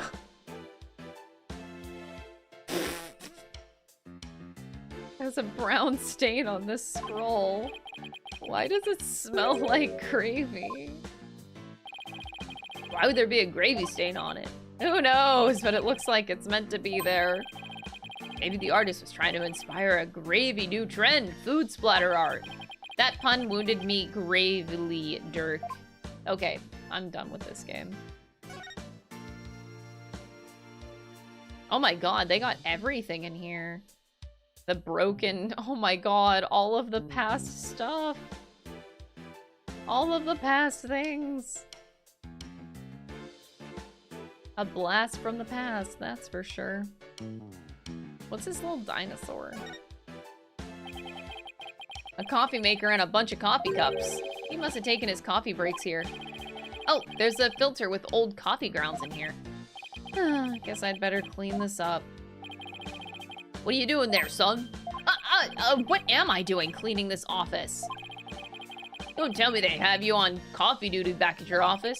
No, it's just if I don't keep the place clean, no one will. Yeah, okay.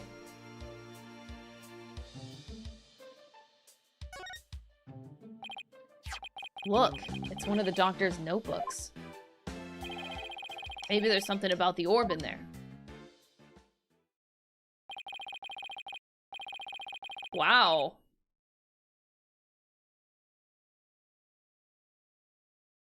Oh, we've seen this. This is the, yeah, the first case. Well, I knew from the left picture, but even the words. I remember. It's a photo of the treasure box. That was the one from Temple's treasure room. These must be his research notes on the Founder's Orb. What's that on the right page? It looks like a poem or something. Let's see. Oh, it's the song that's performed during the Dance of Devotion. It's been sung during Kura'in's rites of offering since the ancient times. Oh, I think I've heard of that. There's also a legend associated with the song. Some say the solution to the orb's riddle is contained therein. What? It had double meaning? It's in a song everyone in Kura'in knows? Not much of a way to keep it a secret. It's called hiding secrets in plain sight, Polly. Us magicians know all about that. Huh, that's strange. Dr. Buff's notes contain the second half of the song.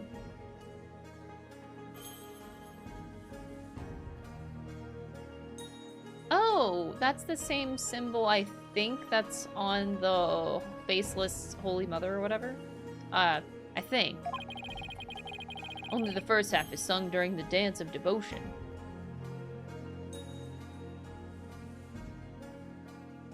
Oh.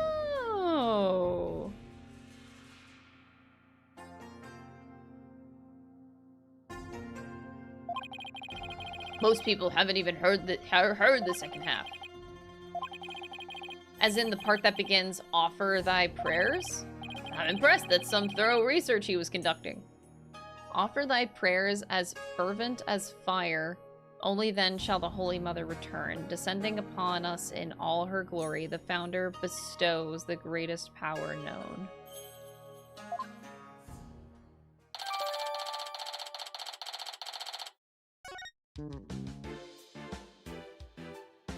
Ami! Why is someone's name written on here? Maybe it's so if it ever got lost, someone could return it to its owner. You know, like how school books put their names on things. Yeah, but this is just an urn, and the name is written so big. Well, I wrote my name on my magic panties. It says, right, in super big letters. The less said about this, the better.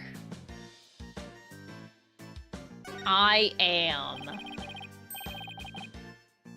It's a golden statue, looks pretty old too. I imagine it has great archaeological value.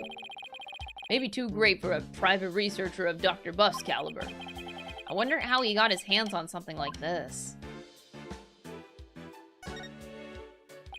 That's one big suitcase. It's locked. Is it the doctor's? No, someone left it here last night. So the doctor might have had a visitor, but how can you tell?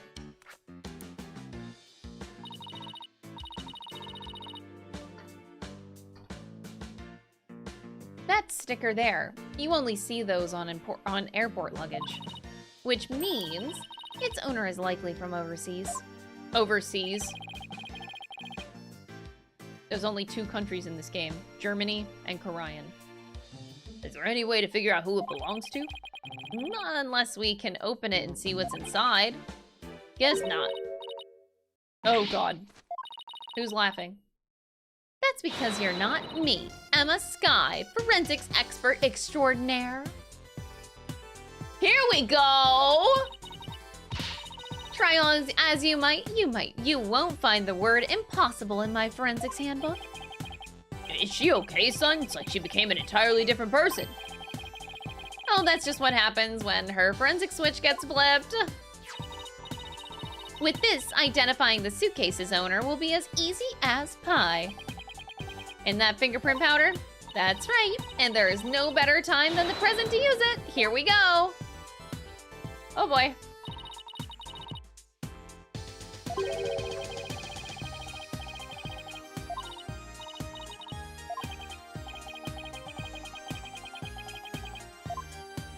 So what's this suitcase look like up close? You got like, whatever that is. Whatever that is. Who's a person that would put stickers on their... What is this? Who would put stickers? Anyway, so we gotta check the handles. Oh man. Wait, is it working or is it? I need to, do I not get a better angle than that? I can't, like, move it over.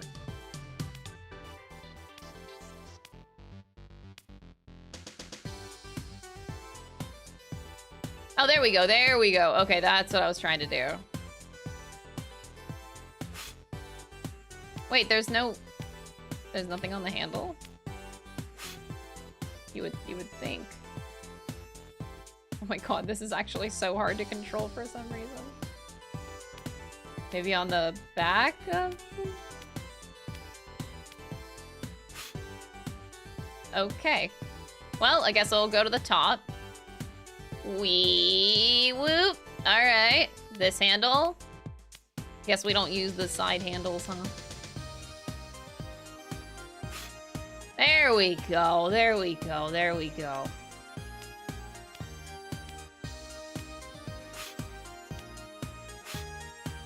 Do I need to do more? Switch to analyze. Ah, there we go. Okay.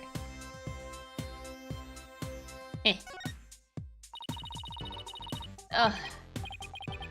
Okay. I'm trying to find the brightest one.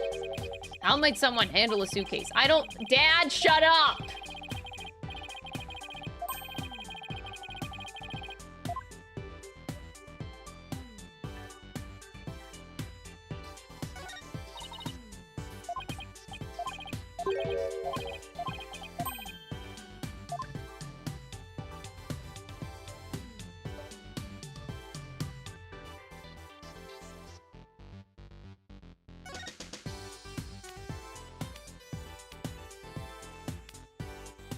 Oh god. It really, okay. It's a little bit... It's okay. This is, you know, this is a section of the game. How do I can't possibly make it more clear. I also can't, maybe I turn it around? Okay, we're gonna get this. Don't worry, don't worry. There we go. We got the palm. This is good. Why are you... Is this a person that has 6 fingers? I don't understand.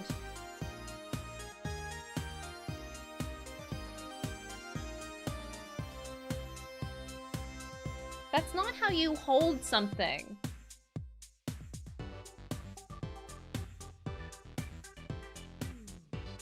That's not...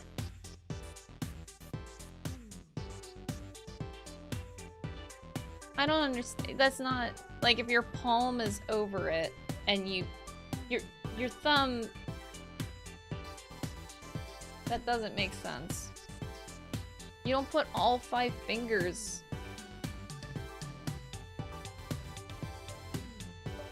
Am I dumb? Yeah, probably the answer is yes. Alright, does the palm work just fine? Oh my god. I can't make it any more clear, dude.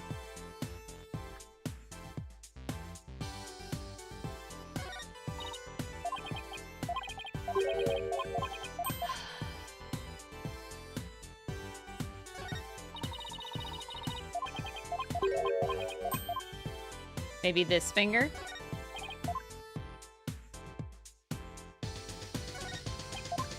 Okay, should I just be not caring about this? Okay, clearly we are just...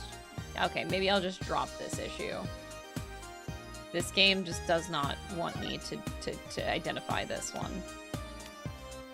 But it's right there.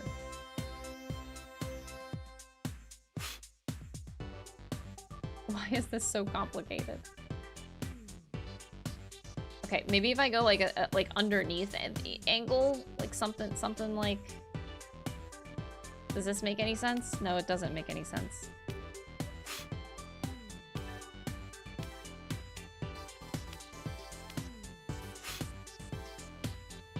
Imagine using handles. Yo, what? I literally can't make this any clearer from any angle. What do you want from me?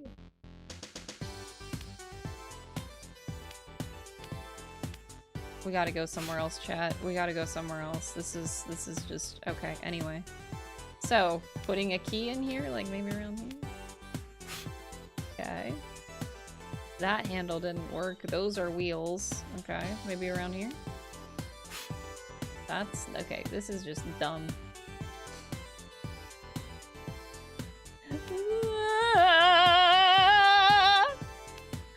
Your Honor! I want to commit seppuku.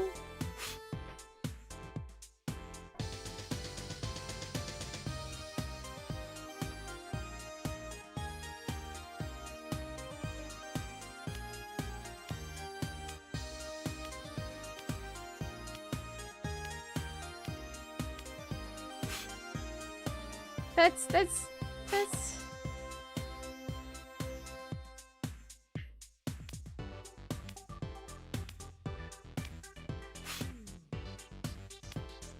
I can't make it any brighter than it already is.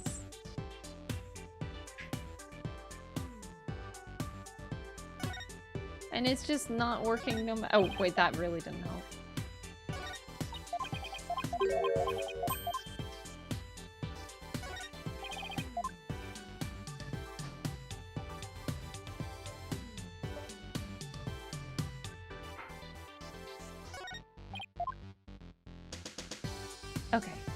Okay, we're just gonna go somewhere else.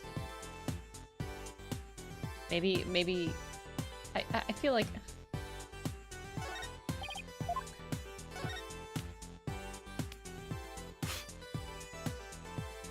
yeah, apparently. Let it go and move on. But this side one doesn't have anything. This doesn't make sense. On a suitcase, you wouldn't put your hands anywhere else. Like, maybe on the bottom, like, I've carried my suitcase like that. When you two-hand it, you know what I mean? You had to— when you place these stickers, don't you have to put fingerprints on the stickers? Okay, hold on. We're getting somewhere.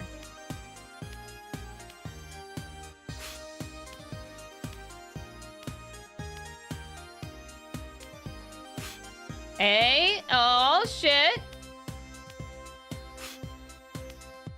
We might actually be getting sick. Why does this hand look so small?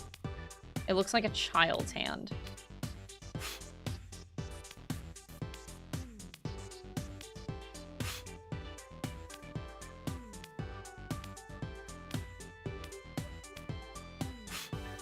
I swear to God, if I have to find more than one print, I'm gonna be so mad. Hey Emma, I've got a pretty clear print here. Okay, now let me know who you think it could be. Who could it be? It would have to be someone who would have paid Dr. Buff a visit.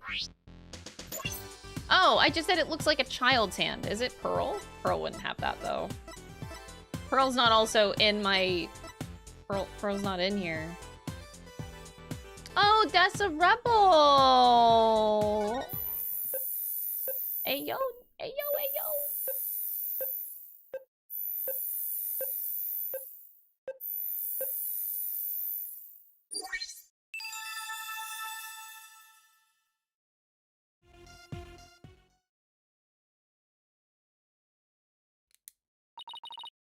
We have a match.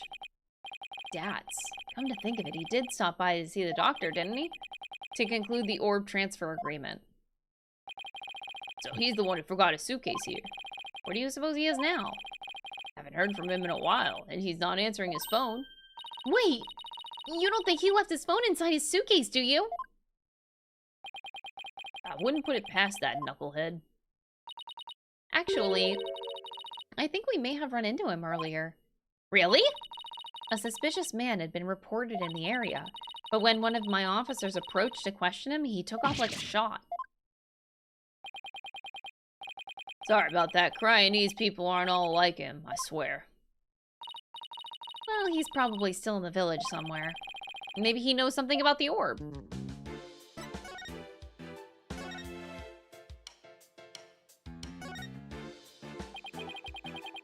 It's a spiral staircase. And it's connected to a hallway up there. Why'd they have to place the second floor so high up? Thank you so much for the $2 super chat, Emma Sky. I appreciate it. Aw, that's so cute. Let's see more fingerprints. Wait, you're not afraid of heights, are you? Oh, well... Oh, Polly's hilarious around high places. He gets all wobbly like a baby deer taking its first steps. And his face turns as green as a watermelon. It's not nice to make fun of people's phobias, you know. Come to think of it, the visitor's entrance is on the second floor. What an odd layout for a house. Bam, bam, bam. Alright, is that it besides this? What a huge wall relief. Seems to depict a spirit channeling. Hey, that spirit medium looks like the Holy Mother of Kura'in. Yeah, her face was left blank, but the rest is clearly detailed and well crafted. Did you know some researchers claim the Holy Mother has 3 eyes? And that her third eye was able to divine the truth just like the gods above. It is said to be on her forehead. Like you said, you shouldn't believe everything you hear. Air forehead on her forehead. Coincidence? I think not. Alright, so finally we go to the dead body. So this is where Dr. Buff died. Oh no, not the coffee and blood stain. No. Oh no.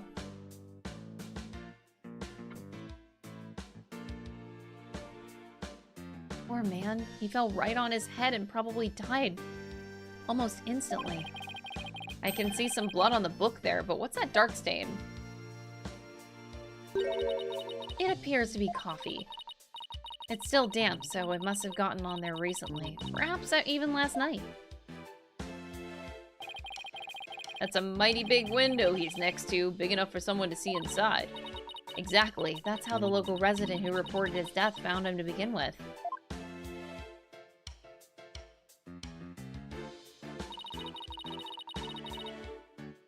The doctor's body was visible from outside the window, and a passerby called in earlier this morning to report what they'd found. So you mean this case is still only a few hours old? That explains why your investigation is just getting underway.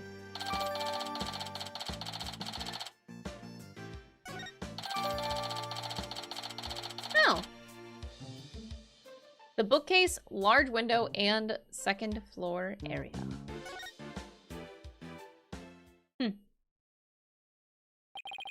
Seems the orb isn't here. That means Dats might be our only lead at this point. Detective Sky said he might still be in here in the village. We should try to find him. Alrighty. Well, Emma. Alright, I shouldn't just show her random evidence. Alright, let's go. Moving right along.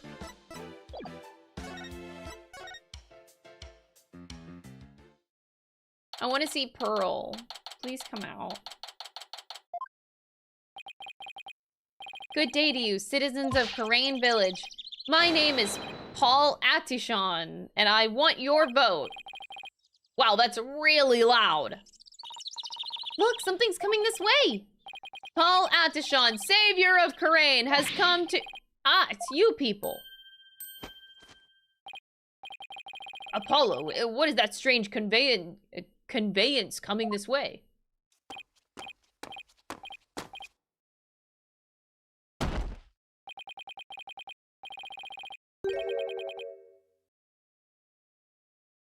I'm confused. It's one of those, what do you call them, pelicans?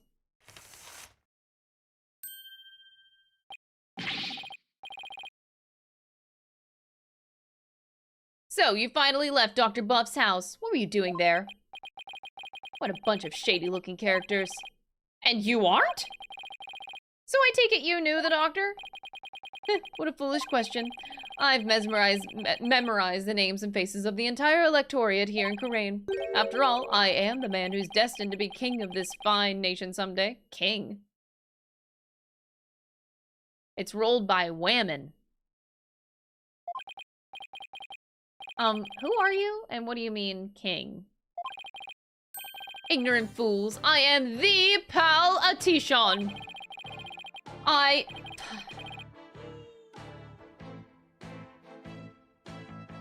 really hate his name. I am a son of a bitch, soon to be eminent politician, a man whose name will go down in history. You should be ashamed that you've never heard of me before. Is he really that famous of a politician, Apollo? Not that I know of. I'm running for a seat on the local council right now. I guess even Jerk Q Public has to start somewhere. But my election is a sure thing, I'm told. After all, my grandfather was a famous politician with untold influence. In short, I'm the chosen one, the golden boy, the powerhouse of politics. And rider of his grandfather's coattails. Are you blinded by my majesty? Go ahead, bask in the resplendent glory that is me, the chosen one. Sure. A pleasant day to you, good people of Kura'in. I am politician. I'm speaking to no one. It's time to reclaim the glory of Kura'in together. A convenience store on every corner, a karaoke bar in every home. What? A vote for politician is a vote for a happier, healthier Kura'in village. Turn off that infernal racket, you fool. You're a stain on your grandfather's good name. Thank you, good sir. Your support is appreciated as always. I guess he's one of those people who only hear what they want to hear. In other words, he's a model politician. Now, where was I? Oh, right, you were in the doctor's house. Just what in the world were you doing in there,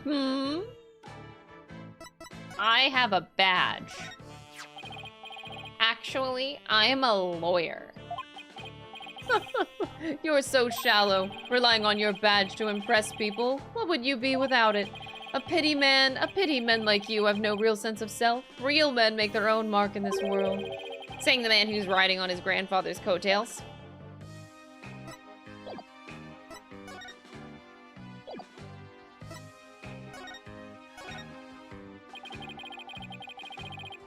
Is this what you ride around when you're campaigning? That's right. It's perfect for the narrow roads and steep hills here in this village. It has a top speed of 5 miles per hour, but it suffers from serious reliability issues. Namely, these imbeciles tire out too quickly. We'll try harder next time, sir. Poor guys, they're exhausted and covered in sweat. The Atishon family has been in politics for generations, even back in the old country. Really? My grandfather, Abe Itishan, was a prominent member of Congress, and he was born right here in Kura'in. There isn't a person here who hasn't heard of him. All I asked was about his pelican.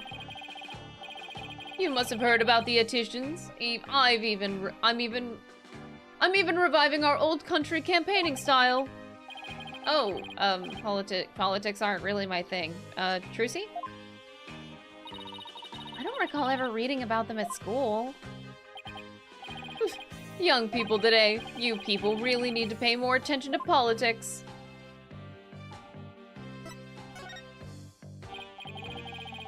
So, what business did you people have at Dr. Buff's house?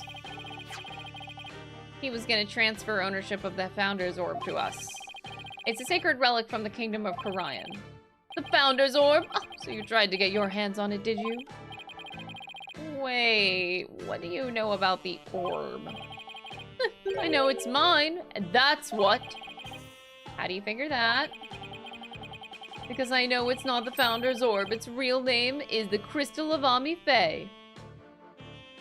Oh boy. That's right. It's been passed down for generations in the Atishon family. Until it was stolen, that is. But just when I had zeroed in it on the culprit, the doctor hid it away and then kicked the bucket. So you're saying Dr. Buff stole your family heirloom? That's not what Durk said. Strange. But I've been told the doctor himself said that. He had the Founder's Orb. It's all that weird foreigner's doing. He filled the doctor's head with nonsense. Nonsense like the crystal of Ami-Fae being the Founder's Orb. Weird foreigner. Could he mean, is this the foreigner that you're talking about? Phoenix Wright? Just kidding. Take that! Yes, that's him. I thought so. Now we really have to find Dats.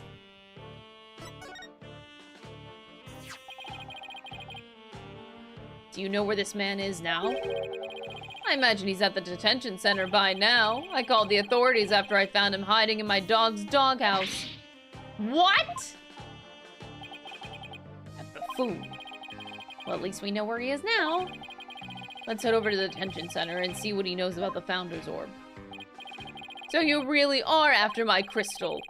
No, we're looking for the Founder's Orb, and we have an agreement to prove it. Well, just so you know, you're not going to lay a finger on it. It's me, and I intend to give it to my benefactor. Your benefactor.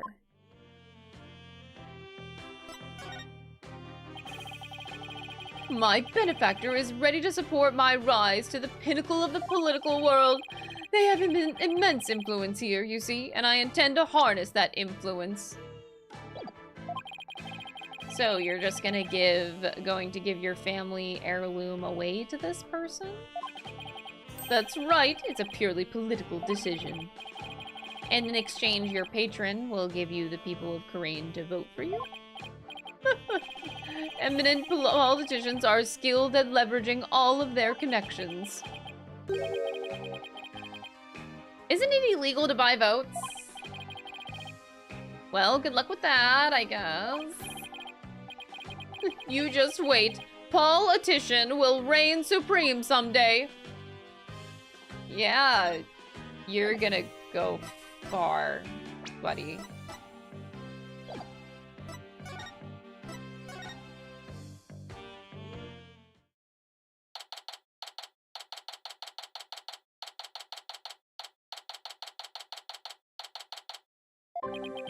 He doesn't deserve to be behind this glass. I feel bad.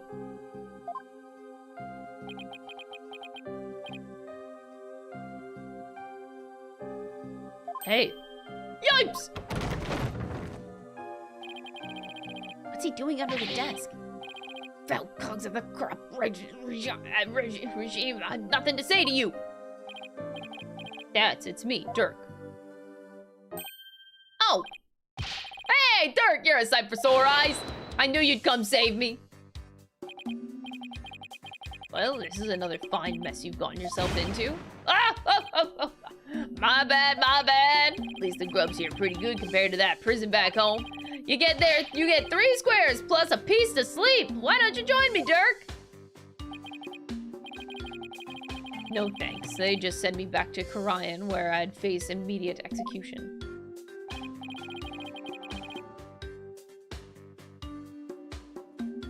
Yeah, I guess that wouldn't be such a good idea. Looks like he's still the same, too. Long time no see, Dots. Huh? Hey, you look kind of familiar. Apollo? Is it really you, my boy? A to the J, all grown up and whatnot. How you been? Fine, and you, Dots? You look good, besides the incarceration and all. Those horns, AJ. Horns? They've grown up with you, just like stag antlers. I can't take it. You really haven't changed a bit. Anyway, there's something we needed to talk to you about. Sure, pull up a chair. I've got all the time in the world. The Slammer's like my second home, and really not so bad once you get used to it. He's rather laid back for someone in police custody.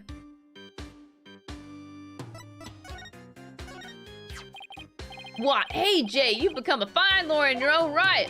Nah, I still have a lot to learn. Oh, come on, don't be so hard on yourself. Dude has no idea that Apollo went through the same character arc two games in a row.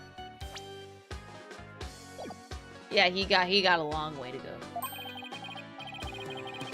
Hi, if I ever went to trial, I definitely want you on my side.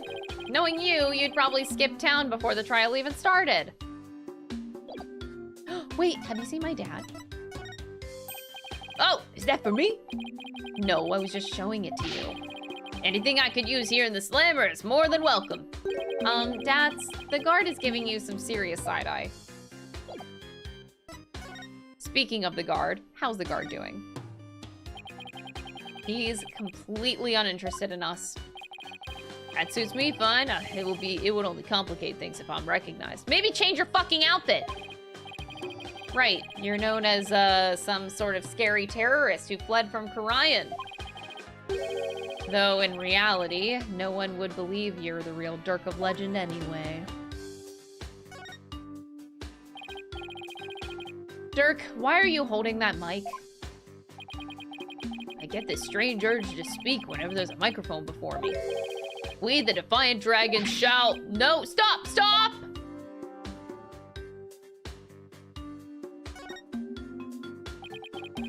I hate the feeling of being constantly watched. Indeed, considering the current situation, the less I'm seen, the better. It's not like there's an international arrest warrant on you, out for you. True, but I seem to have made quite an international splash with that hijacking stunt. I had to sign a ton of autographs and take a load of selfies before I got to your office. What? Wait, what? Maybe they thought the hijacking was part of some movie's promotion. What the fuck is happening? That's what was the doctor? Was what the doctor had really the Founder's Orb? Absolutely, positively! The doc was sure of it. Really? Because someone from the village is calling it the Crystal of Ami Faye. He also claims you were filling the doctor's head with lies. That ain't true. The doc said he was sure it was the real deal. All of his fancy research confirmed it was the Founder's Orb. So then that politician character was lying? Imagine that, a politician who lies. Crazy. I bet he wants the orb all to himself. I wonder who's telling the truth. Well, take a look at this. It proves the doc believed he had the Founder's Orb. Let me see that.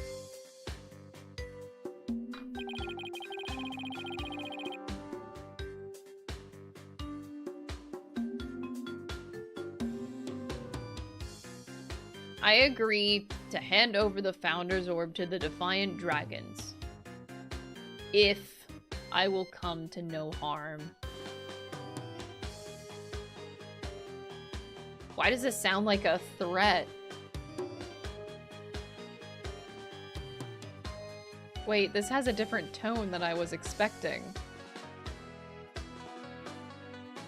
I agreed to hand over the orb to the Defiant Dragons if I will come to no harm. It sounds like he's being threatened.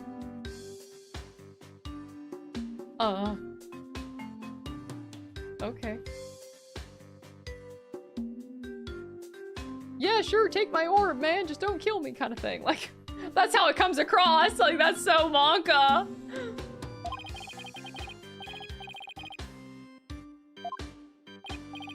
See, I got it all down in writing. But Dads, why does it say, if I will come to no harm at the end here? Sounds like he was scared of you. Yeah. Dads, did you threaten the doctor in any way? No, you got it all wrong. He was the doctor's friend. He told me the old man and us rebels were dangerous. It's his fault the doc thought I might hurt him. Sounds like the work of that politician. He's really made a mess of things.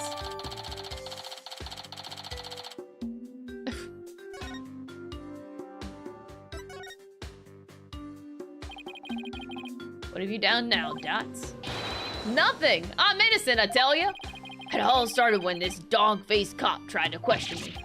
He looked so funny. I started laughing at him. That's when they came after me.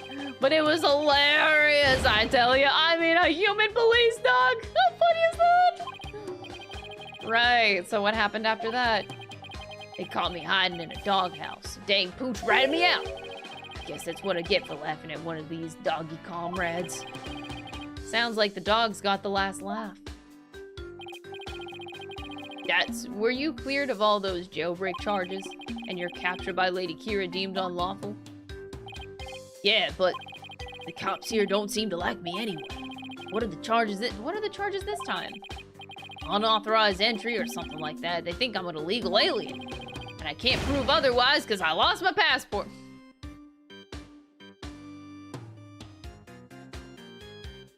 Bro, you gotta stop smiling about these situations. Is there any way they'd let you go? Not without my passport, if only I had it. Durk, AJ, you gotta find my passport! Alright, we'll find it. One more thing to add to our to-do list. Now, where might Datz's passport be? Oh, about the orb's whereabouts. Maybe the doc kid knows something. The doctor has a kid? Yeah, a bit of a shut-in, though. The poor thing's own bedroom has become like a self-imposed prison. A shut-in? Sounds like it will be a challenge just to get a conversation going. Time for your questioning. Follow me. Must be lunchtime. Today is fried chicken, if I'm not mistaken. You'll get your lunch if you behave yourself. Hey, Durk, AJ, I'll see you guys around. I'd be terrified. I'd be having a fucking heart attack if I lost my passport in a foreign country. That's like one of the scariest things that can happen. Our only lead now is Dr. Buff's kid. But luring a shutout is not gonna be easy, I know. Alright, friends, this is kind of an awkward place to stop, but I am gonna end the investigation here, and we will resume with one final stream tomorrow before Metaphor starts. Woo! So excited. All right, so tomorrow we will continue. We'll get as far as we can, not rushing or anything. And then Friday, reminder that Friday's stream is going to start at 5 p.m. Eastern. Actually, I might start earlier. I might do a really long first Metaphor stream, now that I think about it. Scratch that. I might start at 4 o'clock. Never mind. 5? Nah, never mind. Scratch that again. Starting at 5. I thought about that. All right, but yes, 5 o'clock start on Friday's stream. It's an evening stream because we're sponsored to play Metaphor. So I will see you guys tomorrow, though, for another Spirit of Justice stream. And be good, or else. Bye, everybody. Don't be stupid.